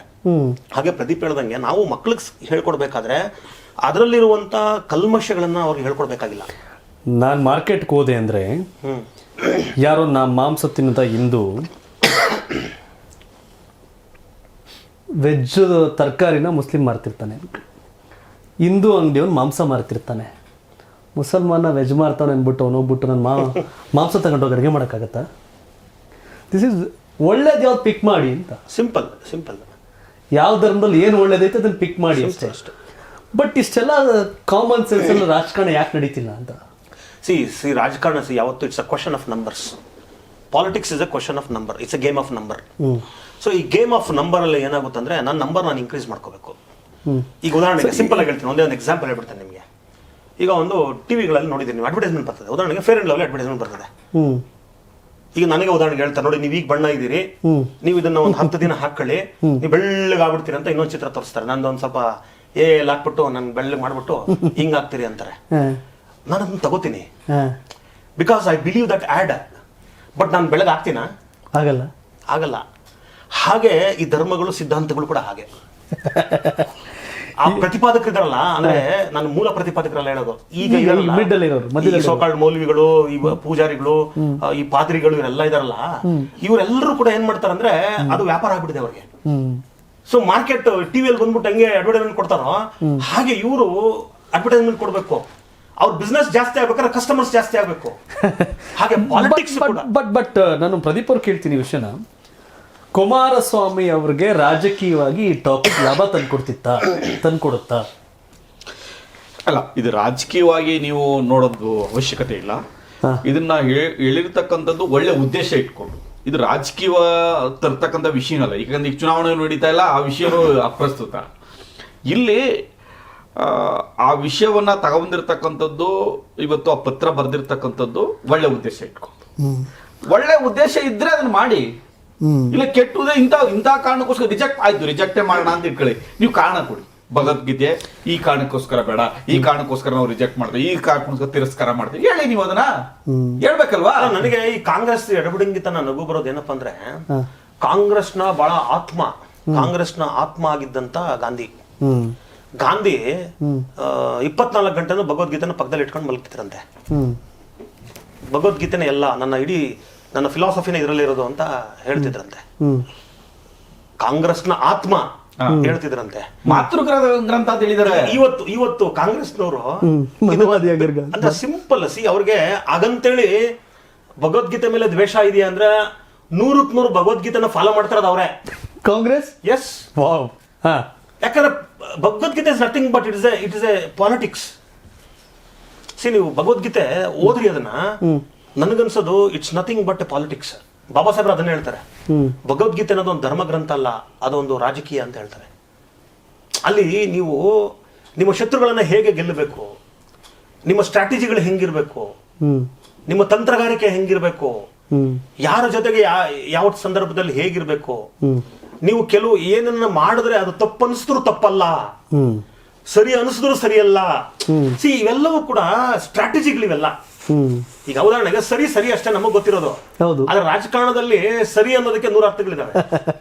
ಕೆಲವು ತಪ್ಪುಗಳು ಸರಿ ಇರ್ತವೆ, ಸರಿಗಳು ತಪ್ಪುಗಳಾಗ್ತವೆ. ಬಟ್ ಒಂದು ವಿಷಯ ಏನ್ ಗೊತ್ತಾ ಸರ್, ಇವತ್ತಿನ ಜನರೇಷನ್ ಜೆನ್ಜಿ ಬರ್ತಿದ್ದಾರೆ ಸರ್, ಯಾರು ಮುಖಾಮುಖಿ ನೋಡ್ತಾ ಇಲ್ಲ. ನಾವ್ಯಾರೋ ಮುಂದೆ ಇರೋ ವ್ಯಕ್ತಿ ಮಾತಾಡ್ಬೇಕಾದ್ರೆ ಸೀನಿಯರ್ ಪೊಲಿಟಿಷಿಯನ್ ತಾಳಪ್ಪ ವರ್ಷ ಅವರು MLA ಆಗಿದ್ರು, ಇಲ್ಲ ನಮ್ಮೂರಿನ ಪಾಟೀಲ್ ಇವರು ಅಂತ ಮರ್ಯಾದೆ ಕೊಟ್ಟು ಯಾರೋ ಬಿಡಿ ಸೇತಾರೆ, ಸಿಗರೇಟ್ ಸೇತಾರೆ, ಸೈಡ್ಗೆ ಹೋಗ್ತಿದ್ರು. ಇವತ್ತು ನರೇಂದ್ರ ಮೋದಿ ಅವರು ರೋಡಲ್ಲಿ ನಿಂತ್ಕೊಂಡು ಕೇಳಿದ್ರು ಇವನ್ ಏನ್ ಮಾಡಬೇಕು, ನಶಲ್ ಗಾಂಜಾ ನಶಲ್ ಮತ್ತೊಂದು ನಶಲ್ ಏನ್ ಮಾಡ್ಬೇಕು. ಇವತ್ತಿನ ಜನರೇಷನ್ ಚೇಂಜ್ ಆಗಿದೆ. ಜನರೇಷನ್ ಚೇಂಜ್ ಆಗ್ತಿರೋ ಟೈಮಲ್ಲೂ ಈ ಹಳೆ ಕಾಲದ ಪುಟ್ಕೋಸಿ ರಾಜಕಾರಣ ಬೇಕಾ ಇವುಗಳಲ್ಲಿ ಅಂತ ಅಷ್ಟೇ. ಅದೇ ಸಿಂಪಲ್. ಏನಾಗುತ್ತಂದ್ರೆ ನಾನು ಹೇಳಿದ್ನಲ್ಲ ಅವಾಗಲೇ, ಪ್ರಜಾಪ್ರಭುತ್ವ ನಾನು ಹೇಳಿದೆ, ಏಥಿಯನ್ ಡೆಮೋಕ್ರಸಿ ಟು ಮಾಡರ್ನ್ ಡೆಮೋಕ್ರಸಿ. ನೀವು ಇಡೀ ಎವಲ್ಯೂಷನ್ ನೋಡಿದಾಗ, ಏನಂತಾರೆ ವಿಕಸನ ನೋಡಿದಾಗ, ನಾನು ಹೇಳಿದ್ನಲ್ಲ ಪ್ರಾರಂಭದಲ್ಲಿ ಡೆಮೋಕ್ರಸಿ ಅಂತಿದ್ವಿ, ಆದ್ರೆ ಅಲ್ಲಿ 50% ಜನರಿಗೆ ಓಟ್ ಇರ್ಲಿಲ್ಲ. But still use to call democracy. ಅಲ್ಲಿ ಗುಲಾಮರಿಗೆ ಓಟ್ ಇರ್ಲಿಲ್ಲ, 50% ಗುಲಾಮರಿದ್ರು. ಆದ್ರೆ ಇವತ್ತು ಓಟ್ ಇಲ್ದಿರೋ ಒಬ್ಬನೂ ಇಲ್ಲ. ಡೆಮೋಕ್ರಸಿ ಅಂದ್ರೆ 100% ಪಾರ್ಟಿಸಿಪೇಷನ್ ಆಫ್ ದಿ ಪೀಪಲ್ ಅಂತ, ಜನರ 100ಕ್ಕೆ 100% ಇನ್ವಾಲ್ವ್ಮೆಂಟ್ ಆಗೋದು ಡೆಮೋಕ್ರಸಿ ಅಂತ. ಅಂದ್ರೆ ಈ ಪ್ರಕ್ರಿಯೆಯೊಳಗೆ ಎಷ್ಟು ಬದಲಾಗಿದೆ, ಹಾಗೆ ರಾಜಕಾರಣವೂ ಕೂಡ ಬದಲಾಗಬೇಕಾಗಿತ್ತು, ಬದಲಾಗಿಲ್ಲ. ಆದ್ರೆ ಏನಾಗಿದೆ ಗೊತ್ತಾ, ಇವತ್ತು ರಾಜಕಾರಣವನ್ನ ನಾನು ಸಿಂಪಲ್ ಆಗಿ ಹೇಳ್ತೇನೆ. ಎಕ್ಸಾಂಪಲ್, ಇವತ್ತು ನಾವು ಒಳ್ಳೆಯವರು ಅನ್ಸ್ಕೊಂಡಿರೋರು, ಸಭ್ಯರು ಅನ್ಸ್ಕೊಂಡಿರೋರು, ಮತ್ತೆ ಕೆಪಾಸಿಟಿ ಇರ್ತಕ್ಕಂಥವ್ರು, ನಾಲೆಜ್ ಇರ್ತಕ್ಕಂಥವ್ರು, ಅದೆಲ್ಲದಕ್ಕಿಂತ ಮುಖ್ಯವಾಗಿ ಕಮಿಟ್ಮೆಂಟ್. ನಾನು ಏನೋ ಮಾಡಬೇಕು ಅಂತ ಕಮಿಟ್ಮೆಂಟ್ ಇರೋಲ್ಲ. ನಾವೇನ್ ಮಾಡ್ತೀವಿ ಅಂದ್ರೆ, ಪ್ರದೀಪ್ ಸರಿ ಇಲ್ಲ, ಇವ್ರು ಸರಿ ಇಲ್ಲ, ಅವ್ರ ಪಾರ್ಟಿ ಸರಿ ಇಲ್ಲ, ಇವ್ರ ಪಾರ್ಟಿ ಸರಿ ಇಲ್ಲ ಅಂತ ಅವ್ರನ್ನೂ ದೂಷಿಸ್ತೀನಿ, ನಿಮ್ಮನ್ನು ದೂಷಿಸ್ತೀನಿ. ನೀವೇನ್ ಮಾಡ್ತೀರಿ, ಬೈಕಂಡೆ ಕೂತಿರ್ತೀವಿ. ಸೊ ಈಗೇನಾಗುತ್ತೆ, ಉದಾಹರಣೆಗೆ ಅವ್ರ ಪಾರ್ಟಿಯಲ್ಲಿ ನಿಮ್ಮ ಪಾರ್ಟಿಯಲ್ಲಿ ಒಂದು ಅವಕಾಶ ಸೃಷ್ಟಿಯಾಗುತ್ತೆ. ಈಗ ನನ್ನಂತ ಬುದ್ಧಿವಂತರು, ಒಳ್ಳೆಯವರು, ಸಮರ್ಥರು ನಾವು ಹಿಂಗ್ ಬೈಕಂಡೆ ಕೂತಿದ್ದೀವಿ. ಯಾವನೋ ಒಬ್ಬ ಅಸಮರ್ಥ ಮತ್ತೆ ರಾಜಕಾರಣ ಅಂದ್ರೆ ಒಂದು ಬಿಸ್ನೆಸ್ ಅಂತ ಅಂದ್ಕೊಂಡಿರೋನು, ರಾಜಕಾರಣ ಅಂದ್ರೆ ನನ್ನ ಗೂಂಡಾಗಿರಿಗೆ ಒಂದು ಪ್ರೊಟೆಕ್ಷನ್ ಅಂತ ಅನ್ಕೊಂಡಿರೋನು, ರಾಜಕಾರಣಿ ಅಂದ್ರೆ ನನ್ನ ರಿಯಲ್ ಎಸ್ಟೇಟ್ಗೆ ಒಂದು ಲೈಸೆನ್ಸ್ ಅಂತ ಅಂದ್ಕೊಂಡಿರೋನು, ರಾಜಕಾರಣ ಅಂದ್ರೆ ನನಗೆ ಬೇಕಾಗಿದ್ದನ್ನ ಮಾಡ್ಬೋದು ಅಂತ ಅನ್ಕೊಂಡಿರೋನು ಏನ್ ಮಾಡ್ತಾನೆ, ಹೋಗ್ತಾನಲ್ಲಿ ಹೋಗ್ತಾನೆ. ನಾನು ಹಿಂಗೆ ಬೈತಾನೆ ಇರ್ತೀನಿ, ರಾಜಕಾರಣ ಹಂಗೆ ನಡೀತಾನೆ ಇರ್ತದೆ. ಸೊ ಹಾಗಾಗಿ ರಾಜಕಾರಣ ಯಾವಾಗ ಬದಲಾಗುತ್ತೆ ಅಂತ ಹೇಳಿದ್ರೆ, ನಾವು ಯಾರು ಸಭ್ಯರಂತ ಹೇಳ್ಕೊತೀವಿ, ನಾವು ಯಾರು ಒಳ್ಳೆಯವರು ಹೇಳ್ಕೊತೀವಲ್ಲ, ನಾವು ಅದರೊಳಗೆ ಹೋದಾಗ, ನಾನು ಕಾಲೇಜಲ್ಲಿ ಪಾಠ ಮಾಡ್ಬೇಕಾದ್ರೆ ಮೊದಲನೇ ದಿನ ಮಕ್ಕಳ ಜೊತೆಗೆ ಸುಮ್ಮನೆ ಇಂಟ್ರಾಕ್ಷನ್ ಮಾಡ್ತಿದ್ದೆ ಪ್ರತಿ ವರ್ಷ. ಫಸ್ಟ್ ಪ್ರಶ್ನೆ ನನ್ನ ಮಕ್ಕಳಿಗೆ ಮಾತಾಡ್ತಾ ಹೇಳ್ತಿದ್ದೆ. ನಾವು ಕೂಡ ನೋಡಿದ್ವಿ ಬಹಳ ಸಲ ನಮ್ಮ ಮನೆಗಳಲ್ಲಿ ಪೇರೆಂಟ್ಸ್ ಹೇಳೋರು, ಯಾರಾದ್ರು ಬಂದ್ರೆ ನೆಂಟರು ಮನೆಗೆ, ನನ್ನ ಮಗ ಅಥವಾ ಮಗಳು ಎಷ್ಟು ಒಳ್ಳೆಯವನಂದ್ರೆ ಇಲ್ಲಿ ಮನೆ ಹತ್ರ ತಲೆ ಬಗ್ಗಿಸ್ರೆ ಇನ್ನು ಕಾಲೇಜೇ ತಲೆ ಎತ್ತದು, ಮತ್ತೆ ಅಲ್ಲಿಂದ ಬಂದ್ರೆ ಇಲ್ಲೇ ಎಂತ ಒಳ್ಳೆಯವನಂದ್ರೆ ಸರ್ ಅವನು ಪಕ್ಕದ ಮನೇಲಿ ಜಗಳ ಆಗ್ತಿದ್ರು ತಲೆ ಕೆಡ್ಸ್ಕೊಳ್ಳಲ್ಲ ಸರ್ ಅವನು. ನಾನು ಹೇಳ್ತಿದ್ದ ಅಂತ ಯಾಕೆ ಬದುಕ್ಬೇಕು, ಸಮಾಜ ನೋಡಿದಿರೋ. ನಾವು ಏನ್ ಮಾಡ್ತಾ ಇದ್ದೀವಿ, ಅಸಮರ್ಥನ ಒಳ್ಳೆಯವರು ಅಂತ ಇದೀವಿ ನಾವು. ಸಮಾಜ ಒಡ್ಕೊಂಡು ಸಾಯ್ಲಿ, ಪಕ್ಕದಲ್ಲಿ ಕೊಲೆ ಆಗ್ಲಿ, ನನಗೂ ಅದಕ್ಕೂ ಸಂಬಂಧ ಇಲ್ಲ ಅಂತ ಬೇಜವಾಬ್ದಾರಿನ ಒಳ್ಳೆಯವನು ಅಂತ ಹೇಳ್ತಾ ಇದೀವಿ ನಾವು. ಜಗಳ ಮಾಡೋನ ಹೋಗಿ ಬಿಡ್ಸಕ್ ಕೇಳಿದ್ರೆ ಈ ನನ್ನ ಮಗನಿಗೆ ಯಾಕೆ ಊರು ಸಾಬ್ರಿ ಅಂತ ಮಾತಾಡ್ತಾರೆ. ಹೌದು, ಅಂದ್ರೆ ನಮ್ಮ ಪರ್ಸೆಪ್ಷನ್ಸ್ ಇದೆಯಲ್ಲ, ನಮ್ಮ ಗ್ರಹಿಕೆಗಳು, ಇದು ಬದಲಾಗದೆ ಸಮಾಜ ಬದಲಾಗಲ್ಲ. ತುಂಬ ಒಳ್ಳೆ ವಿಷಯ ಪ್ರಸ್ತಾಪ ಮಾಡಿದ್ರಿ. ಈ ಕಾರಣಕ್ಕಾಗಿ, ಯಾಕಂದ್ರೆ ಇವತ್ತು ಅಕ್ಕಪಕ್ಕ ಮನೆಯವ್ರು ಮಾತಾಡ್ತಿಲ್ಲ, ಗಂಡ ಹೆಂಡತಿ ಮಾತಾಡ್ತಿಲ್ಲ, ಅಪ್ಪ ಮಕ್ಕಳು ಮಾತಾಡ್ತಿಲ್ಲ. ಇವತ್ತು ಗುಡಿ ಬಂಡೆದ ಒಂದು ಪೇಪರ್ ಬೆಳಿಗ್ಗೆ ಇದು ತಾಯಿನ ಅತ್ಯಾಚಾರ ಮಾಡೋ ಒಂದು ಶಿಕ್ಷೆ ಘೋಷಣೆ ಆಗಿತ್ತು. ಕರೆಕ್ಟ್. ತಮ್ಮನೇ ಅಣ್ಣನೇ ತಂಗಿ ಮೇಲೆ ಅತ್ಯಾಚಾರ ಮಾಡಿದಂಥ ಘಟನೆಗಳು ಇತ್ತೀಚೆಗೆ ನಾರ್ಮಲ್ ಕಾಮನ್ ಆದಂಗೆ. ಸಿಕ್ಕಾಪಟ್ಟೆ. ಸಂಬಂಧದ ಬೆಲೆ, ಸಂಸ್ಕಾರದ ಬೆಲೆ, ನಾನು ಹೇಳಿದೆ ಎಲ್ಲ ಧರ್ಮದಲ್ಲೂ ಒಳ್ಳೇದೇ ಇರೋದು, ಒಳ್ಳೇದನ್ನೇ ಆ ವಿಷಯಗಳಲ್ಲಿ ಹೇಳಿರೋದು. ಸೊ ಈ ಸನ್ನಿವೇಶಕ್ಕೆ ಯಾರೇನು ಕಿತ್ತಾಡ್ಕೋತಾರೋ ಅದರ ಅನಿವಾರ್ಯತೆ ಮತ್ತು ಅವಶ್ಯಕತೆ ಇವತ್ತಿದೆ. ಹೇಳಿದ್ರಲ್ಲ, ಸಂಸ್ಕಾರ ಕಲಿಸಿಲ್ಲಲ್ಲ ಅಂತ ವರಿ ಮಾಡ್ಕೊಳ್ಳೋ ಸನ್ನಿವೇಶ ಇವತ್ತು. ಸೈನ್ಸಲ್ಲಿ ಸ್ಕೋರ್ ಮಾಡಿರ್ತಾನೆ, ನಿಜ. ಅಪ್ಪ ಅಮ್ಮನ ನೋಡ್ಕೊಳ್ಳೋದು ಗೊತ್ತಿಲ್ಲ, ಇಲ್ಲ ಮದುವೆ ಆದ್ಮೇಲೆ ಅವ್ರ ಹೆಂಡತಿ ನೋಡ್ಕೊಳ್ಳೋದು ಗೊತ್ತಿಲ್ಲ, ಮಕ್ಕಳು ನೋಡ್ಕೊಳ್ಳೋದು ಗೊತ್ತಿಲ್ಲ, ಸೊಸೈಟಿಲಿ ಹೇಗಿರಬೇಕು ಅಂತ ಗೊತ್ತಿಲ್ಲ. ಇದಕ್ಕೆ ಹೀಗೆ ಅಂತ ಹೊಸ ಇಲ್ಲ, ಎಲ್ಲನೂ ಮಿಕ್ಸ್ ಮಾಡಿ ಹೊಸ ಸಿಲೆಬಸ್ನ ತರಬೇಕಾಗತ್ತೆ. ಅನಿವಾರ್ಯತೆ ಇವತ್ತು ಸೃಷ್ಟಿಯಾಗಿದೆ. ಯಾಕಂದರೆ ನೀವು ಅಂತ ಈ ಜನ್ರೇಷನಲ್ಲಿ ಮೊಬೈಲ್ ಇಲ್ಲದ ಕಾಲ, ಟಿ ವಿ ಇಲ್ಲದ ಕಾಲ, ಕಿಲೋಮೀಟರ್ಗಳ ನಡೆದಂಥ ಕಾಲ, ಎಲ್ಲವನ್ನೂ ಕೂಡ ನೋಡಿದಂಥದ್ದು ಇದು. ಬಟ್ ನೆಕ್ಸ್ಟ್ ಬರೋ ಜನ್ರೇಷನ್ಗೆ ಅದು ಈಗ ಯಾರಿದಾರಲ್ಲ 2000 ಇಸ್ವಿ ನಂತರದವ್ರಿಗೆ ಆ ಕಷ್ಟ, ಈ ಯಾವ ಪರಿವೂ ಇಲ್ಲ, ಅರಿವು ಇಲ್ಲ, ಸಂಬಂಧದ ಬೆಲೆಯೂ ಗೊತ್ತಿಲ್ಲ.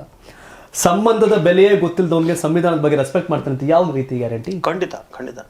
ಯಾರು ತನ್ನನ್ನು ತಾನು ಗೌರವಿಸೋದಿಲ್ಲ, ತನ್ನ ಮೇಲೆ ತನಗೆ ನಂಬಿಕೆ ಇರಲ್ಲ, ತನ್ನನ್ನು ತಾನು ಒಪ್ಕೊಳ್ಳೋದಿಲ್ಲ, ಅವನು ಏನನ್ನೂ ಒಪ್ಪಲ್ಲ. ನಾನು ನಿಮ್ಮನ್ನ ಹೇಗೆ ನೋಡ್ತೀನಿ ಅಂದ್ರೆ, ನನ್ನನ್ನು ನಾನು ಹೇಗೆ ನೋಡ್ಕೋತೀನಿ ಹಾಗೆ ನೋಡೋದು ನಿಮ್ಮನ್ನ. ನಾನು ನಿಮ್ಮನ್ನ ಬರೀ ನಾನು ನೆಗೆಟಿವ್ ಮಾತಾಡ್ತಾ ಇದ್ದೀನಿ ಅಂದ್ರೆ ನನ್ನ ಪರ್ಸನಾಲಿಟಿ ನೆಗೆಟಿವ್. ಈ ಸಹಜವಾಗಿ ಇಷ್ಟೇ, ನಾನು ನಿಮ್ಮನ್ನ ರೆಸ್ಪೆಕ್ಟ್ ಮಾಡ್ತಿಲ್ಲ, ನಾನು ಇವ್ರನ್ನ ರೆಸ್ಪೆಕ್ಟ್ ಮಾಡ್ತಿಲ್ಲ ಅನ್ನೋದಾದ್ರೆ, ಬಾಬಾ ಸಾಹೇಬರ ಸಂವಿಧಾನವನ್ನು ನಾನು ಗೌರವವಾಗಿ ನಡ್ಕೋತೀನಿ ಅಂತ ಹೇಗಿದೆ ನನ್ನ ಸೊಸೈಟಿ ಅಕ್ಕಪಕ್ಕ. ಬಹಳ ಜನರಿಗೆ ನಂಗೆ ಪ್ರಶ್ನೆ ಕೇಳ್ಬೇಕು ಅನ್ಸುತ್ತೆ. ನಾವ್ ಹೇಳ್ತೀವಿ ಬಹಳ ಜನ, ನಾವು ಸಂವಿಧಾನವನ್ನ ಗೌರವಿಸ್ತೀವಿ, ಸಂವಿಧಾನ ನಮ್ಮ ಧರ್ಮ ಗ್ರಂಥ, ಸಂವಿಧಾನ ನಮ್ಮ ಗ್ರಂಥ ಅಂತ ಹೇಳ್ತೀವಿ. ಆದ್ರೆ ಆ ಸಂವಿಧಾನದ ಒಳಗಿರುವ ಆಶಯಗಳನ್ನ ಯಾಕೆ ನಾವು ಗೌರವಿಸ್ತಾ ಇಲ್ಲ? ಈಗ ಉದಾಹರಣೆಗೆ, ಇವತ್ತು ಅವ್ರವ್ರ ಧರ್ಮ ಸಂವಿಧಾನ ಹೇಳುತ್ತೆ, ಈಗ ನಿಮ್ಗೆ ಪ್ರಿಯಾಂಬಲ್ ಅಲ್ಲೂ ಇದೆ, ಫಂಡಮೆಂಟಲ್ ರೈಟ್ಸ್ ಅಲ್ಲೂ ಇದೆ, ಫಂಡಮೆಂಟಲ್ ಡ್ಯೂಟೀಸ್ ಅಲ್ಲೂ ಇದೆ. ಏನಪ್ಪಾ ಅಂತ ಹೇಳಿದ್ರೆ, ಪ್ರತಿಯೊಬ್ಬ ವ್ಯಕ್ತಿಗೂ ಧರ್ಮ, ನಂಬಿಕೆ, ಆಚಾರ, ವಿಚಾರಗಳನ್ನ ಪಾಲಿಸುವಂತ, ಮಾಡುವಂತ ಸ್ವಾತಂತ್ರ್ಯವನ್ನ ನಾವು ಕೊಡ್ತಾ ಇದೀವಿ ಅಂತ, ನಾವು ಕೊಟ್ಕೋತಾ ಇದೀವಿ ಅಂತ ಸಂವಿಧಾನ ಹೇಳುತ್ತೆ. ಈಗ ನಾವು ಸಂವಿಧಾನ ಗೌರವಿಸ್ತೀವಿ ಅಂದ್ರೆ ಅರ್ಥ ಏನು? ಪಾಲನೆ ಮಾಡಬೇಕು. ನೀವು ಇಲ್ಲಿ ಬಂದ್ಬಿಟ್ಟು ನಾನು ನಿಂದೊಪ್ಪಲ್ಲ ನಂದೇ ದೊಡ್ಡದು ಅಂತ ಹೇಳ್ಕೊಂಡು ನೀವು ಹೆಂಗ್ ಸಂವಿಧಾನ ಒಪ್ಪದಂಗಾಗುತ್ತೆ? ನೀವು ಹರಿರಾಮ್ ಸರ್, ನಮ್ಮ ರಾಜಕೀಯ ತೀಟೆ ತೆವಲುಗಳು, ನಮ್ಮ ಲಾಭ ನಷ್ಟಗಳ ಸಾವಿರ ಇರ್ಬೋದೇನೋ, ನಾಳೆ ಸಮಾಜವನ್ನ ಸರಿ ಮಾಡೋ ದೃಷ್ಟಿಯಿಂದ, ವ್ಯವಸ್ಥೆನ ಸರಿಯಾಗಿ ತಗೊಂಡು ಹೋಗೋ ದೃಷ್ಟಿಯಿಂದ ಸರಿ ಮತ್ತು ತಪ್ಪು ನಡುವಿನ ಸಂಘರ್ಷ ಆಗ್ಬೇಕೇ ಹೊರತು ನಂದು ನಿಂದು ನಡುವಿನ ಸಂಘರ್ಷ ಆದ್ರೆ ಯಾರಿಗೂ ನಾಲ್ಕು ಕಣೆ ಲಾಭ ಇಲ್ಲ. ಖಂಡಿತ. ಬಟ್ ಏನ್ ಸಂದೇಶ ಕೊಡ್ತೀರಿ ಜನಕ್ಕೆ ತಾವು? ಈಗ ಸಿಂಪಲ್, ಈಗ ನಾನು ಹೇಳೋದೇನು ಗೊತ್ತಾ, ಈಗ ಇಶ್ಯೂಗಳನ್ನ ನಾವು ನಾನ್ ಇಶ್ಯೂ ಮಾಡೋದು, ಇಶ್ಯೂ ಮಾಡೋದು. ಇವತ್ತು ನಾವ್ ಎಂತಹ ಕಾಲಘಟ್ಟದಲ್ಲಿ ಇದೀವಿ ಅಂದ್ರೆ, ಇವತ್ತು ನಾನು ಮೊನ್ನೆ ಪಾವಗಡಕ್ಕೆ ಹೋಗಿದ್ದೆ. ಅಲ್ಲಿ ಯಾವುದೋ ಒಂದು ಹಳ್ಳಿಗೆ ಹೋಗಿದ್ವಿ. ಆ ಹಳ್ಳಿಯಲ್ಲಿ ಸುಮಾರು ಒಂದು 3 ರಿಂದ 4 ಮನೆಗಳಿದ್ದಾವೆ. ಒಂದು 45-50 ಮನೆಗಳಿರ್ತಕ್ಕಂಥ ಒಂದು ಕಾಲನಿ, ದಲಿತರ ಕಾಲನಿ. ಅಲ್ಲಿ ಒಂದು 4 ಮನೆಗಳು ಹೆಂಗಿದ್ದಾವೆ ಗೊತ್ತಾ? Literally plastic sheet. ಇನ್ನು ಎಸ್, ಲಿಟ್ರಲಿ ಪ್ಲಾಸ್ಟಿಕ್ ಶೀಟು. ಮಳೆ ಬಂದ್ರೆ ಅವ್ರು ಮಲಗಕ್ಕಾಗಲ್ಲ. ಅವರು ರಾತ್ರಿ, ಅದು ಬೆಟ್ಟ ಗುಡ್ಡಗಳ ಪಕ್ಕದಲ್ಲಿರುವಂಥದ್ದು ಹಳ್ಳಿ. ಅದು ಯಾವ ಪ್ರಾಣಿಗಳು ನುಗ್ಗಿದ್ರು ಯಾರು ಏನು ಮಾಡಕ್ಕಾಗಲ್ಲ. ಪಾವಗಡ ವೇಲೆ 200 ಕಿಲೋಮೀಟರ್ ದೂರ ಬೆಂಗಳೂರಿಂದ. ಮಂತ್ರಿ ಆಗಿದ್ರು. ಆಮೇಲೆ ಒಬ್ಬೊಬ್ರು 2 ಬಾರಿ ರಿಸರ್ವ್ ಕಾನ್ಸ್ಟಿಟ್ಯೂನ್ಸಿ ಕತೆ ಇದು. SCP TSP ಹಣ ವರ್ಷಕ್ಕೆ 30-40 ಸಾವಿರ ಕೋಟಿ ಮೀಸಲಿಡ್ತಾರೆ. 4 ಮನೆ ಕಟ್ಕೊಳಕ್ಕಾಗಿಲ್ಲ ಇವ್ರಿಗೆ, ಯೋಗ್ಯತೆ ಇಲ್ಲ ಇವ್ರಿಗೆ. ಆ ದುಡ್ಡನ್ನ ಬೇರೆ ಸ್ಕೀಮ್ಗಳಿಗೆ ಡೈವರ್ಟ್ ಮಾಡ್ತಾರೆ ಇವರು. ಮಹದೇವಪ್ಪರು ಇದನ್ ತಾನೇ ಕೇಳ್ಬೇಕಾಗಿದ್ದು, ಇದನ್ ತಾನೇ ಮಾಡ್ಬೇಕಾಗಿದ್ದು. SCP TSP ಅವ್ರ ಕಂಟ್ರೋಲ್ ತಾನೇ ಬರೋದು. ಅದು ಬಿಟ್ಟು ಭಗವದ್ಗೀತೆ ಬೇಡ, ಸಂವಿಧಾನ ಬೇಡ. ಸಂವಿಧಾನ ಬೇಕೋ ಭಗವದ್ಗೀತೆ ಜನ ತೀರ್ಮಾನ ಮಾಡ್ತಾರೆ. ನಿಮ್ಮನ್ನ ಆಯ್ಕೆ ಮಾಡಿ ಕಳ್ಸಿರೋದು ಜನರಿಗೆ ಏನ್ ಕೊಡ್ಬೇಕು ಅದನ್ನ ಕೊಡಪ್ಪ ಅಂತ. ಬಟ್ ಪ್ರದೀಪ್ ಅವರೇ, ದೊಡ್ಡ ಜವಾಬ್ದಾರಿ ಇದೆ ಕೇಂದ್ರ ಸರ್ಕಾರದ ಮಂತ್ರಿ ಕುಮಾರಸ್ವಾಮಿ ಅವರು. ಇವತ್ತು ಕೆಲಸಗಳು ಖಾಲಿ ಇವೆ, ಕೆಲಸ ಮಾಡೋ ಹುಡುಗರು ಸಿಗ್ತಾ ಇಲ್ಲ. ಅವ್ರ ಕೆಲಸದ ಅನಿವಾರ್ಯತೆ, ಕೆಲಸ ಬೇಕು ಅವ್ರಿಗೆ, ಬಟ್ ಅದರ ಅನಿವಾರ್ಯತೆ ಅರ್ಥ ಆಗ್ತಾ ಇಲ್ಲ. ಅಲ್ಲ, ಕೆಲಸ ಅಂದಿದ್ದಕ್ಕೆ ಕೆಲಸ ಅಂದಿದ್ದಕ್ಕೆ ಪಾವಗಡದ ಮತ್ತೆ welcome back to Pavagada. Please. Pavagada 70-75 ವರ್ಷ ಆಗಿದೆ ಸ್ವಾತಂತ್ರ್ಯ ಬಂದು. ನಮ್ಮದೇ ಸರ್ಕಾರಗಳು, ನಮ್ಮದೇ ಪ್ರತಿನಿಧಿಗಳು ಎಂಥ ಸ್ಥಿತಿಯನ್ನು ನನ್ಗೆ ಅಲ್ಲಿ ಹೋದ್ರೆ ಪ್ರತಿ ಬಾರಿ ಬಹಳ ದುಃಖ ಆಗುತ್ತೆ. 4 ಹೋಬಳಿಗಳಿದಾವೆ ಅಲ್ಲಿ. ಸುಮಾರು ಹತ್ರ 3 ಲಕ್ಷ ಚಿಲ್ಲರೆ ಪಾಪ್ಯುಲೇಷನ್ ಇದೆ.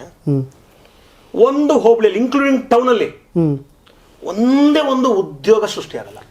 ಸೀರಿಯಸ್ಲಿ ಒಂದೇ ಒಂದು ಉದ್ಯೋಗ ಸೃಷ್ಟಿಯಾಗಲ್ಲ. ಎಲ್ಲರೂ ಬೆಂಗಳೂರು ಅಥವಾ ತುಮಕೂರು. ನೀವು ಯಾವ ಹಳ್ಳಿಗಾದ್ರೂ ಹೋಗ್ರಿ, you do not find any person between 20 and 40-45 years. ಎಲ್ಲ ಊರು ಬಿಟ್ಟಿದ್ದಾರೆ. ಹೊಟ್ಟೆಪಾಡು. ಭೂಮಿ ಯಥೇಚ್ಛವಾಗಿದೆ, ಅದರಲ್ಲಿರೋರು ಯಾರಿಗೂ ಭೂಮಿ ಇಲ್ಲ. ಎಸ್, ಕೇಂದ್ರ ಕೈಗಾರಿಕೆ ಮಂತ್ರಿಗಳು ಕುಮಾರಸ್ವಾಮಿ ಅವರು. ಸೊ ಒಂದು ಕಡೆ ಉದ್ಯೋಗ ಖಾಲಿ ಇದೆ, ಉದ್ಯೋಗ ಸೃಷ್ಟಿ ಆಗ್ತಾ ಇಲ್ಲ ಅಂತ ಪ್ರಶ್ನೆಗಳಿಗಿಂತ ನಾನು ಬಿಕಾಸ್ ಒಂದು ಸಂಸ್ಥೆ ನಡೆಸ್ತಾರ ಕಾರಣ 100 ಜನ ಅಪ್ಲಿಕೇಶನ್ ಹಾಕಿದ್ರೆ 3 ಜನ ಮಾತ್ರ ಆಯ್ಕೆ ಆಗ್ತಾರೆ. 97 ಜನ ಅವರೆಲ್ಲ ಡಬಲ್ ಡಿಗ್ರಿ ಮಾಡ್ಕೊಂಡು ಬಂದಿರ್ತಾರೆ. ಕನಿಷ್ಠ ಏನು ಎತ್ತ ಅನ್ನೋ ಗೊತ್ತಿಲ್ಲ. ಫಸ್ಟ್ ಅವ್ರು ಕೇಳೋದಿಷ್ಟೇ, ಸಂಬಳ ಏನು ಕೊಡ್ತೀರಿ ಹೇಳಿ, ನೀನು ಸ್ಕಿಲ್ ಏನು ಎತ್ತ ಅದನ್ನು ಯಾವುದೂ ಪರೀಕ್ಷೆ ಮಾಡ್ಕೊತಾ ಇಲ್ಲ. ಬಿಕಾಸ್ ಕಲಿಯೋದಾಗ್ಲಿ ತನ್ನ ತಲೆಯಲ್ಲಿ ಏನಿದೆ ಏನು ಎತ್ತ ಅಂತ ಗೊತ್ತಾಗ್ತಿಲ್ಲ. ಲೈಕ್ ಈ ರೀತಿಯ ಸವಾಲುಗಳು ಭಾಳ ಇದೆ ಮಂತ್ರಿಗಳಿಗೆ. ಕೈಗಾರಿಕಾ ಮಂತ್ರಿಗಳಾಗಿ ಮ್ಯಾನ್ ಪವರು, ಆಚೆ ಈಚೆ ಲೆಕ್ಕಾಚಾರಗಳು. ಕರೆಕ್ಟ್. ಅದಕ್ಕೆ ಎಸ್, ಮತ್ತೆಗೆ ನಾನು ಅಲ್ಲಿಗೆ ಬರ್ತೀನಿ. ಅಂಥ ಕೆಲಸಗಳು ಭಾಳ ಇರಬೇಕಾದಾಗಲೂ ಕೂಡ ಕುಮಾರಸ್ವಾಮಿ ಅವ್ರಿಗೆ ಈ ವಿಷಯವನ್ನು ಪ್ರಸ್ತಾಪ ಮಾಡಬೇಕು ಅಂತ ಯಾಕೆ ಅನಿಸ್ತು ಅಂತ. ಅಲ್ಲ, ನೀವು ಹೇಳಿದ್ದಕ್ಕೆ ಪೂರ್ವಕ ಒಂದು ಉತ್ತರ ಕೊಟ್ಬಿಟ್ಟು ಆಮೇಲೆ ಅದಕ್ಕೂ ಉತ್ತರ ಕೊಡ್ತೀನಿ. ಈಗ ಆ್ಯಸ್ ಎ ಇಂಡಸ್ಟ್ರಿಯಲಿಸ್ಟ್ ಆಗಿ ಅವರು ಇವತ್ತು ವೈಜಾಗ್ನಿಗೆ 19,000 ಕೋಟಿ ದುಡ್ಡು ಕೊಟ್ಟಿರ್ತಕ್ಕಂಥದ್ದು, ಅದನ್ನ ಪುನಶ್ಚೇತನಕ್ಕೆ ಅಡಿಪಾಲಕ ಹಾಕಿಟ್ಟಿರ್ತಕ್ಕಂಥದ್ದು, ಅಲ್ಲಿ ಸುಮಾರು 29,000 ಜನ ಎಂಪ್ಲಾಯೀಸ್ಗೆ ಮತ್ತೆ ಅವಕಾಶ ಸಿಕ್ಕಿದೆ. ಜೊತೆ ಈಗ ಭದ್ರಾವತಿಗೆ ಮತ್ತೆ ನೀವು ಪುನಶ್ಚೇತನ ಕೊಡ್ತಾ ಇರೋದು ಕೂಡ ಅಲ್ಲಿ ಈಗ ಆಲ್ರೆಡಿ 4,000 ಕೋಟಿ ಆಲ್ರೆಡಿ ಅದಕ್ಕೆ ಗ್ರಾಂಟ್ ಕೊಡ್ತಾ ಇದ್ದಾರೆ. ಸೊ ಅದು ಕೊಟ್ಟರೆ ಅಲ್ಲೂ ಕೂಡ ಎಂಪ್ಲಾಯ್ಮೆಂಟ್ ಜನರೇಟ್ ಆಗುತ್ತೆ. ಮತ್ತೆ ನೀವು ನಿನ್ನೆ ಒಂದು ಪ್ರಸ್ತಾಪ ಮಾಡಿದ್ರು, ನಾನೀಗ 100 ಎಕರೆ ಜಾಗವನ್ನು ಮಂಡ್ಯದಲ್ಲಿ ಹುಡುಕಕ್ಕೆ DC ಹೇಳಿ 1 ವರ್ಷ ಆಯ್ತು, ಇವತ್ತು ಹುಡುಕಿಲ್ಲ ಅಂತ. ನೀವು ರಾಜ್ಯ ಸರ್ಕಾರವು ಕೂಡ ಪೂರ್ವಕವಾಗಿ ಸಹಾಯ ಮಾಡಿದ್ರೆ ನಾನು ಒಂದು ಇಂಡಸ್ಟ್ರಿ ತಗೊಬರ್ತೀನಿ ಅನ್ನೋ ಮಾತನ್ನ ಕೂಡ ಕುಮಾರಸ್ವಾಮಿ ಅವರು ಹೇಳಿದ್ರು. ಕುಮಾರಸ್ವಾಮಿ ಅವರಿಗೆ ಇರ್ತಕ್ಕಂತಹ ಅವಧಿನಲ್ಲಿ ಖಂಡಿತ ಅವರು ಏನಾದರೂ ಮಾಡಿಯೇ ತೀರ್ತಾರೆ, ಅದ್ರ ಬಗ್ಗೆ ಡೌಟೇ ಬೇಡ. ನೀವು HMT ಪುನಶ್ಚೇತನಕ್ಕೂ ಕೂಡ ಅವರು ಈಗ ಆಲ್ರೆಡಿ 2-3 ಬಾರಿ ವಿಸಿಟ್ ಮಾಡಿದ್ದಾರೆ. ಅದ್ರ ಬಗ್ಗೆನೂ ಕೂಡ ಕ್ರಮ ಕೈಗೊಳ್ತಾ ಇದ್ದಾರೆ. ಅದಕ್ಕೂ ಒಂದಷ್ಟು ದುಡ್ಡನ್ನು ಕೊಡ್ತೀನಿ ಅನ್ನೋ ಮಾತನ್ನು ಕುಮಾರಣ್ಣವರು ಹೇಳಿದ್ದಾರೆ. ಶಕ್ತಿ ಮೀರಿ ಖಂಡಿತ ಕುಮಾರಣ್ಣವರು ಅಧಿಕಾರಕ್ಕೆ ಬಂದ 2 ಅವಧಿನಲ್ಲಿ ಯಾವ ರೀತಿ ಕೆಲಸ ಮಾಡಿದಾರೋ ಇವತ್ತು ಕೂಡ ಅಂಥದ್ದೇ ಕೆಲಸಗಳನ್ನ ಮಾಡ್ತಾರೆ. ಇವತ್ತು ನೀವು ನೋಡಿದಿರಿ, ಇವತ್ತು ಅಂಗನವಾಡಿ ಕಾರ್ಯಕರ್ತರಿರ್ಬೋದು, ಇವತ್ತು ಸ್ಟ್ರೈಕ್ ಕೂತ್ಕೊಂಡಿದ್ರು. ಇವತ್ತು ಅವ್ರನ್ನ ಕರ್ಕೊಂಡೋಗಿ ಅವರ ಬೇಡಿಕೆಗಳನ್ನು ಈಡೇರಿಸಿ ಅವರಿಗೆ ಸಹಾಯ ಆಗುವಂಥ ಕೆಲಸವನ್ನು ಕುಮಾರಸ್ವಾಮಿ ಅವರು ಮಾಡಿದ್ದಾರೆ. ಅದಕ್ಕೆ ಪೂರಕವಾಗಿ ಇನ್ನೂ ಕೂಡ ಕೆಲಸ ಮಾಡೇ ಮಾಡ್ತಾರೆ, ಅದ್ರ ಬಗ್ಗೆ ಡೌಟೇ ಬೇಡ. ಇನ್ನು ಉಳಿದ ಅವಧಿನಲ್ಲಿ ನೀವೇನು ಹೇಳಿದಿರೋ ಇಂಡಸ್ಟ್ರೀಸ್ಗಳು ಬರಬೇಕು, ಮತ್ತೆ ಎಂಪ್ಲಾಯ್ಮೆಂಟು ಕೂಡ ಜನರೇಟ್ ಆಗಬೇಕು, ಅದು ರಾಜಕೀಯ ಕೂಡ ಅದು ಒಳ್ಳೇದಾಗಬೇಕು, ಅದಾಗುತ್ತೆ. ನೀವು ಯಾಕೆ ಈ ವಿಷಯವನ್ನು ಪ್ರಸ್ತಾಪ ಮಾಡಿದ್ರು ಕುಮಾರಣ್ಣವರು ಅಂತ ಹೇಳ್ತಾ ಇದ್ರಿ. ಕುಮಾರಸ್ವಾಮಿ ಅವರು ನೀವು ಅನೇಕ ಸಂದರ್ಭದಲ್ಲಿ ಅನೇಕ ವಿಚಾರಗಳನ್ನು ಪ್ರಸ್ತಾಪ ಮಾಡಿದ್ದಾರೆ. ಈ ಹಿಂದೆ ಏನು ಈ RSS ಬಗ್ಗೆನೂ ಅವ್ರು ಚರ್ಚೆ ಮಾಡಿದರು. ಅವಾಗಲೂ ಕೂಡ ಚರ್ಚೆ ಹುಟ್ಟಾಕಿದ್ರು. RSS ಬಗ್ಗೆನೂ ಕೂಡ ಅವ್ರು ಚರ್ಚೆ ಮಾಡಿದರು, ಹೌದೋ ಇಲ್ವೋ? ಅವತ್ತು ಏನು ಚುನಾವಣೆ ಇರಲಿಲ್ಲ, ಚರ್ಚೆ ಮಾಡಿದರು. ಮತ್ತೆ ಮತ್ತೆ ಎರಡು ಕೋಮು ಸಮೂಹಕ್ಕೆ ಸಂಬಂಧಪಟ್ಟಾಗೆ ಒಂದಷ್ಟು ಇದರಲ್ಲಿ ಗಾಂಧಿ ಭವನದಲ್ಲಿ ಸಂವಾದ ಕಾರ್ಯಕ್ರಮವನ್ನು ಕೂಡ ಇಟ್ಟಿದ್ರು.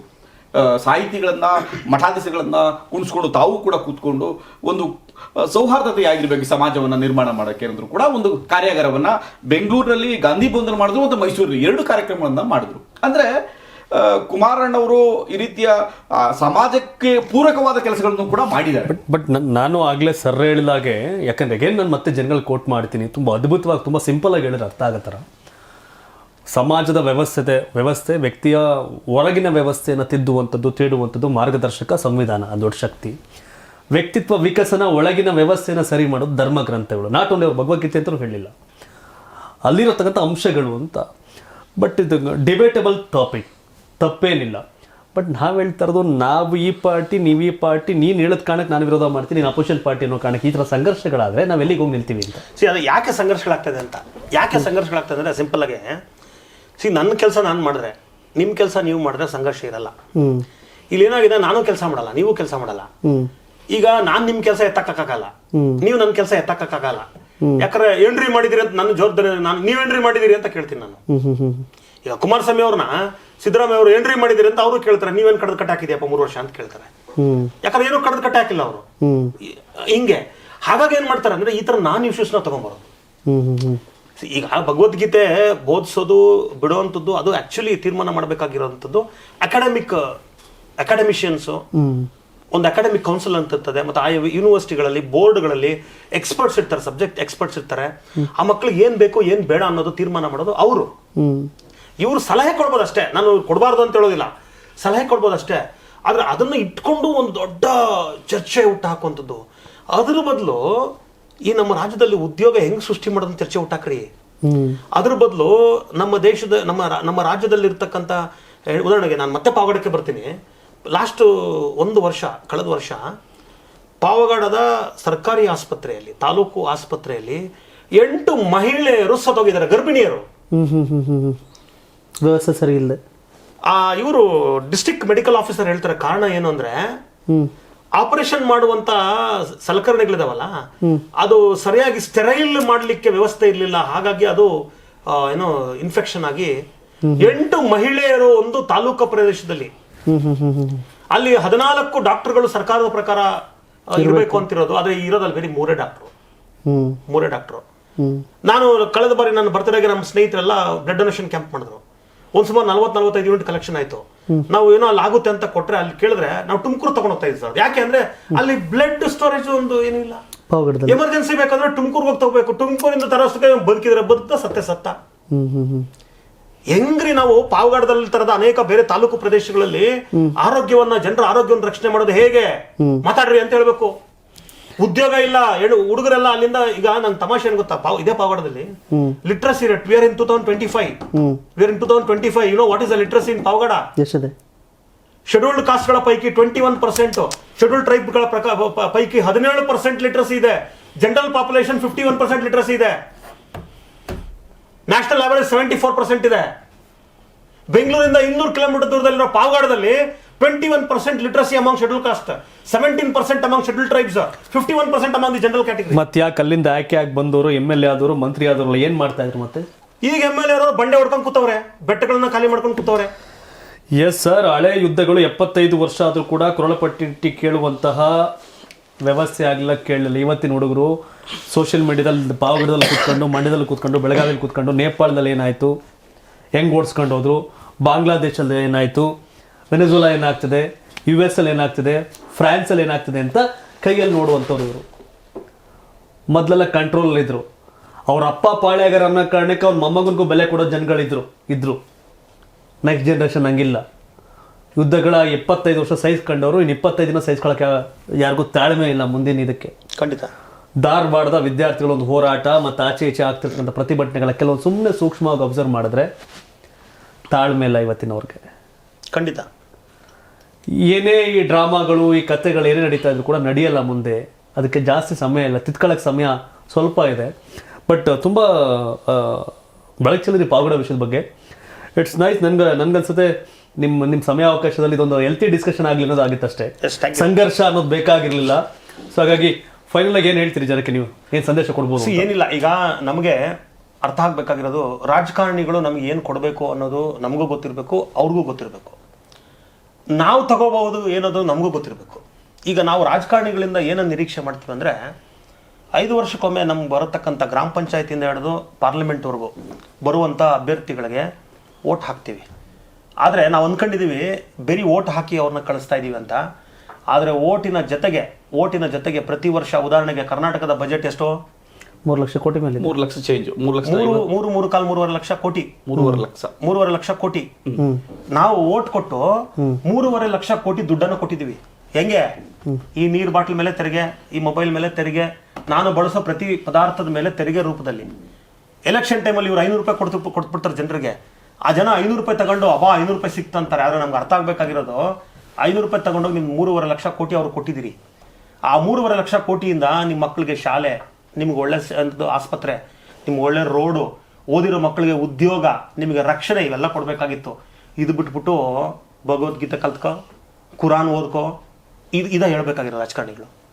ಸೊ ರಾಜಕಾರಣಿಗಳು ಬಂದಾಗ ಕುರಾನು, ಭಗವದ್ಗೀತೆ ಅದೆಲ್ಲ ಬಿಡ್ರಪ್ಪ, ನಮ್ಮ ಮನೆಗಳಲ್ಲಿ ನಾವು ಓದ್ಕೋತೀವಿ. ನಮಗೆ ಫಸ್ಟ್ ದಯವಿಟ್ಟು ನೀವು ಯಾವ ಕಾರಣಕ್ಕೆ ಅಧಿಕಾರಕ್ಕೆ ಬಂದಿದ್ದೀರಲ್ಲ, ಯಾವ ಸಂವಿಧಾನದ ಮೇಲೆ ಪ್ರಮಾಣ ಮಾಡಿ ಬಂದಿದ್ದೀರಲ್ಲ, ಆ ಸಂವಿಧಾನ ಹೇಳ್ತದಲ್ಲ ನಿಮ್ಗೆ ಏನು ಮಾಡ್ಬೇಕಂತ, ಯಾವುದು ಡೈರೆಕ್ಟಿವ್ ಪ್ರಿನ್ಸಿಪಲ್ಸ್ ಇದೆಯಲ್ಲ, ಆ ಡೈರೆಕ್ಟಿವ್ ಪ್ರಿನ್ಸಿಪಲ್ಸ್ ಮತ್ತು ಫಂಡಮೆಂಟಲ್ ರೈಟ್ಸ್ ಇದೆಯಲ್ಲ, ಅದನ್ನು ಮಾಡ್ರಪ್ಪ ಅಂತೇಳಿ ಜನ ಬಹುಶಃ ರಾಜಕಾರಣಿಗಳನ್ನ ಪ್ರಶ್ನೆ ಮಾಡಿದ್ರೆ ಈ ಥರದ್ದು ನನಗನ್ಸುತ್ತೆ ಇಶ್ಯೂ ಲೆಸ್ ಅಥವಾ ನಾನ್ ಇಶ್ಯೂಸನ್ನು ಇಶ್ಯೂ ಮಾಡೋದು ನಿಲ್ಲುತ್ತೆ ಅಂತ ಅನ್ಸುತ್ತೆ. ಎಸ್ ಪ್ರದೀಪ್ ಸರ್, ತಾವೇನು ಹೇಳ್ತೀರಿ ಫೈನಲಿ? ಪ್ರೊಫೆಸರ್ ಹರಿರಾಮ್ ಸರ್ ಹೇಳಿದ್ರು ರಾಜಕಾರಣಿಗಳು ಹೇಳ್ಬಾರ್ದು ಅಂತ. ನಾನು ಹೇಳ್ತೀನಿ, ಇಲ್ಲ, ಈ ವಿಷಯಗಳನ್ನ ಪ್ರಸ್ತಾವನೆ ಮಾಡ್ತಕ್ಕಂಥದ್ದು ಕೂಡ ಅವ್ರ ಕೆಲಸ. ಯಾಕಂದ್ರೆ ಇದನ್ನ ಮಾಡಲಿಲ್ಲ ಅಂತಂದ್ರೆ ನಾನ್ಯಾರೋ ನೀವ್ಯಾರೋ ಸಣ್ಣ ಪುಟ್ಟವ್ರು ಯಾರೋ ಪ್ರಸ್ತಾಪ ಮಾಡೋದು ಚರ್ಚೆನೇ ಆಗಲ್ಲ. ಸೊ ಚರ್ಚೆನೂ ಆಗಬೇಕು. ಆ ಚರ್ಚೆ ಕೂಡ ಪೂರಕವಾಗಿ ಒಳ್ಳೆ ಅಂಶಗಳಿದ್ರೆ ಅದನ್ನ ಅಳವಡಿಸ್ಕೋಬೇಕು. ಹಾಗಾಗಿ ಕುಮಾರಸ್ವಾಮಿ ಅವರು ಏನು ಚರ್ಚೆಯನ್ನು ಹುಟ್ಟಾಕಿದ್ದಾರೆ, ಏನು ಪತ್ರವನ್ನು ಬರೆದಿದ್ದಾರೆ, ಅದು ಪೂರಕವಾಗಿ ಸರ್ಕಾರ ಸ್ಪಂದಿಸಬೇಕು. ಆದರೆ ಏನು ಮಹದೇವಪ್ಪನವ್ರು ಹೇಳ್ತಾ ಇದ್ದಾರೆ, ಮಹದೇವಪ್ಪನವರು ಅವ್ರ ಇಲಾಖೆಗೆ ಇವತ್ತವರೆಗೂ ನ್ಯಾಯವನ್ನು ಒದಗಿಸ್ತಕ್ಕಂಥ ಕೆಲಸ ಮಾಡಿಲ್ಲ.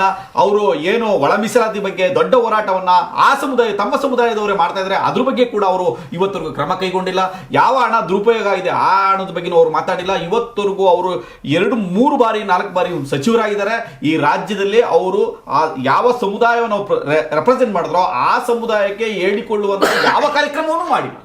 ಹಾಗಾಗಿ ಅವರು ಅಟ್ಟರ್ಲಿ ಫೇಲ್ಯೂರ್. ಹಾಗಾಗಿ ಅವ್ರಿಗೆ ತಮ್ಮ ಉಳುಕನ್ನ ತೋಡ್ಕೊಳ್ಳಿಕ್ಕೆ ಈ ತರದ ಒಂದು ವಿಷಯವನ್ನು ಪ್ರಸ್ತಾಪ ಮಾಡಿದ್ರೆ ಅಂತ ನನಗೆ ಎಸ್, ನನಗಂತೂ ಇಬ್ಬರಿಂದ ಒಂದಷ್ಟು ಅಂಶಗಳು, ಮಾಹಿತಿಗಳು ನಿಮಗೂ ಉಪಯೋಗ ಆಗುವಂಥ ಚರ್ಚೆ ಆಯಿತು ಅಂತ ನಾನು ಭಾವಿಸ್ತೀನಿ. ಕಾರಣ ಇಷ್ಟೇ, ಇವತ್ತು ರಾಜ್ಯದಲ್ಲಿ, ದೇಶದಲ್ಲಿ ದೊಡ್ಡ ಸಮಸ್ಯೆ ಯಂಗ್ಸ್ಟರ್ಗಳು ಡ್ರಗ್ಸ್ ಮಾಫಿಯಾಗೆ ನಶೆಯಲ್ಲಿ ತೇಲ್ತಾವ್ರೆ. ಅದನ್ನು ನಶೆ ಮುಕ್ತ ರಾಜ್ಯ ಮಾಡಬೇಕು, ದೇಶ ಮಾಡಬೇಕು ಅಂತ ಎಲ್ಲ ರಾಜ್ಯಗಳು ಟ್ರೈ ಮಾಡ್ತಿರ್ತಾರೆ. ಯಾಕೆಂದರೆ ಒಬ್ಬ ಯಂಗ್ಸ್ಟರ್ಗಳು ಭಾಳ ಇದ್ದೀವಿ ಇಂಡಿಯಾದಲ್ಲಿ. ನಮ್ಮ ದೊಡ್ಡ ಸೆಟ್ಟೆ ಮ್ಯಾನ್ ಪವರ್. ಆ ಮ್ಯಾನ್ ಪವರ್ ಹಿಂಗೆ ಅಸ್ತವ್ಯಸ್ತ ಆಗಿ ಹಾಳಾಗ್ತಿದ್ರೆ ಅದು ನಮ್ಮ ದೇಶಕ್ಕೆ ದೊಡ್ಡ ಮಾರಕ. ಅದು ಸರಿಯಾದ ಮಾರ್ಗ ಹೋಗಬೇಕು ಅಂದರೆ ಸರಿಯಾದ ದಾರಿನ ತೋರಿಸ್ಬೇಕಾಗತ್ತೆ. ಸರಿಯಾದ ದಾರಿಗಳು ಎಲ್ಲ ಧರ್ಮ ಗ್ರಂಥಗಳಲ್ಲೂ ಇದೆ. ಆ ದಾರಿಗಳನ್ನ ತೋರಿಸಲು ತಪ್ಪೇನಿಲ್ಲ ಅನ್ನೋದು ಕೂಡ ಒಂದಷ್ಟು ಅಂಶಗಳು ಚರ್ಚೆಗೆ ಬಂತು. At the same time Tumakuru ಜಿಲ್ಲೆಯ ಪಾವಗಡದ ಆಸ್ಪತ್ರೆಯ ಸ್ಥಿತಿ, ಅಲ್ಲಿನ ಸನ್ನಿವೇಶ ಆಚೆ ಅದು ಕೂಡ ಬೆಳಕು ಚೆಲ್ಲಿದ್ರು. ಇನ್ನೊಂದು ವಿಷಯ ಹೇಳಿದ್ರು, ಹೌದು, ನೀವು ಮನುವಾದಿ ಅಂತ ಕುಮಾರಸ್ವಾಮಿ ಬಗ್ಗೆ ಮಾತನಾಡುವಂಥ ನೀವು ಬಹುಜನರ ವಾದಿಯೂ ಕೂಡ ಆಗಿಲ್ಲ ಮಾದಿಯಪ್ಪನವರೇ. ಬಿಕಾಸ್ ಆಫ್ ನಿಮ್ಮ ಇಲಾಖೆಗೆ ಸಂಬಂಧಪಟ್ಟಂಥ ಕೆಲಸ ಕಾರ್ಯಗಳು ಏನೂ ಆಗಲಿಲ್ಲ. ಬಹುಜನರ ಮತವನ್ನು ಪಡೆದು ಆ ತುಳಿತಕ್ಕೆ ಒಳಗಾದವರ ದನಿ ಆಗಬೇಕಾದವರು ನೀವು ಬೇರೆ ರೀತಿಯ ದನಿಯನ್ನು ಎತ್ತುತ್ತಾ ಇದ್ದೀರಿ. ಫಸ್ಟ್ ಅದನ್ನು ಕರೆಕ್ಟಾಗಿ ಮಾಡಿ ಅನ್ನೋ ದಾಟಿಯಲ್ಲಿ ಪ್ರದೀಪ್ ಅವರು ಕೂಡ ಮಾತನಾಡಿದ್ರು. ಏನಿಯೋ, ನಾನು ಯಾವತ್ತೂ ಕೂಡ ಭಗವದ್ಗೀತೆ ವರ್ಸಸ್ ಸಂವಿಧಾನ ಅನ್ನೋ ಪದ ಬಳಸೋ ಅವಶ್ಯಕತೆ ಇಲ್ಲ. ಯಾಕಂದ್ರೆ ಮತ್ತು ಸಂವಿಧಾನ, ಯಾಕಂದ್ರೆ ಯಾವುದರ ವಿರುದ್ಧವೂ ಕೂಡ ಇಲ್ಲ, ಯಾವುದರ ವಿರುದ್ಧವೂ ಕೂಡ ಇಲ್ಲ ಅನ್ನೋದು ನನ್ನ ವೈಯಕ್ತಿಕ ಅಭಿಪ್ರಾಯ. ಯಾಕೆಂದ್ರೆ ಒಳ್ಳೆಯ ಅಂಶಗಳನ್ನ ತಗೊಂಡು ಹೋಗ್ಬೇಕಾಗತ್ತೆ. ನಾನು ಹೋದಾಗ ಯಾವುದೋ ಒಂದು ಅಂಗಡಿ ಇದ್ದಂಗೆ ಇವೆಲ್ಲ ನಾವು ಬದುಕ್ತಾ ಇರೋ ಒಂದು ಜೀವನ. ಈ ಅಂಗಡಿಯಲ್ಲಿ ಒಳ್ಳೆ ಪದಾರ್ಥಗಳನ್ನ ತಕೊಂಡು ನಾನು ಅಡುಗೆ ಮಾಡ್ಕೊಂಡು ಜೀವನ ಮಾಡ್ಕೊಂಡು ಬದುಕು ಮುಗಿಸ್ಕೊಂಡು ಹೋಗ್ಬೇಕಾಗತ್ತೆ. ಇದಿಷ್ಟೇ ಇಲ್ಲಿನ ವ್ಯವಸ್ಥೆ ಅಂತ ನಾನು ಹೇಳ್ತಾ, ಇವತ್ತಿನ ಡಿಬೇಟ್ ಆಫ್ಟರ್ ಲಾಂಗ್ ಟೈಮ್ ನನಗೆ ಇಬ್ಬರು ಒಳ್ಳೆ ಗೆಸ್ಟ್ಗಳು ಇವತ್ತು ನನ್ನ ಜೊತೆ ಭಾಗಿಯಾದರು. ಅದು ಭಾಳ ಖುಷಿ ವಿಷಯ. ಒಂದು ಕಡೆ ಪ್ರದೀಪ್ ಅವರು, ಮತ್ತೊಂದು ಕಡೆ ಹರಿರಾಮ್ ಸರ್, ಇಬ್ರು ಕೂಡ ಥ್ಯಾಂಕ್ಸ್ ಹೇಳ್ತೀನಿ. ಒಳ್ಳೆದಾಗಲಿ ಸರ್. ಥ್ಯಾಂಕ್ ಯು. ತಾವೇನು ಹೇಳ್ತೀರಿ ಇವಾಗ ಭಗವದ್ಗೀತೆ ಮತ್ತು ಸಂವಿಧಾನ ಮತ್ತು ನಮ್ಮ ಸಮಾಜದ ವ್ಯವಸ್ಥೆಗಳು ಬದಲಾಗಬೇಕಾದ್ರೆ, ಒಳ್ಳೇದಾಗಬೇಕಾದ್ರೆ ಏನು ಮಾಡಬೇಕು? ನಿಮ್ಮ ಅಭಿಪ್ರಾಯವನ್ನು ಕಾಮೆಂಟ್ ಮಾಡಿ ಅಂತ ಹೇಳ್ತಾ ಈ ಕಾರ್ಯಕ್ರಮ ಮುಗಿಸ್ತಾ ಇದ್ದೇನೆ. ಧನ್ಯವಾದ. ಇದು ಕರ್ನಾಟಕ ಟಿವಿ, ಕನ್ನಡಿಗರ ಧ್ವನಿ. ನೀವು ಸಣ್ಣ ಆಗ್ಬೇಕಲ್ವಾ? ಅದು ಒಂದು ಉತ್ತಮ ಆಹಾರದಿಂದ ಸಣ್ಣ ಆಗ್ಬೇಕಲ್ವಾ? ಪ್ರತಿದಿನ ನಮ್ಮ ಜೀನಿ ಸ್ಲಿಮ್ ನ ಯೂಸ್ ಮಾಡಿ ಯಾವುದೇ ಸೈಡ್ ಎಫೆಕ್ಟ್ ಇಲ್ದಂಗೆ ನೀವು ಸಣ್ಣ ಆಗ್ತೀರಾ.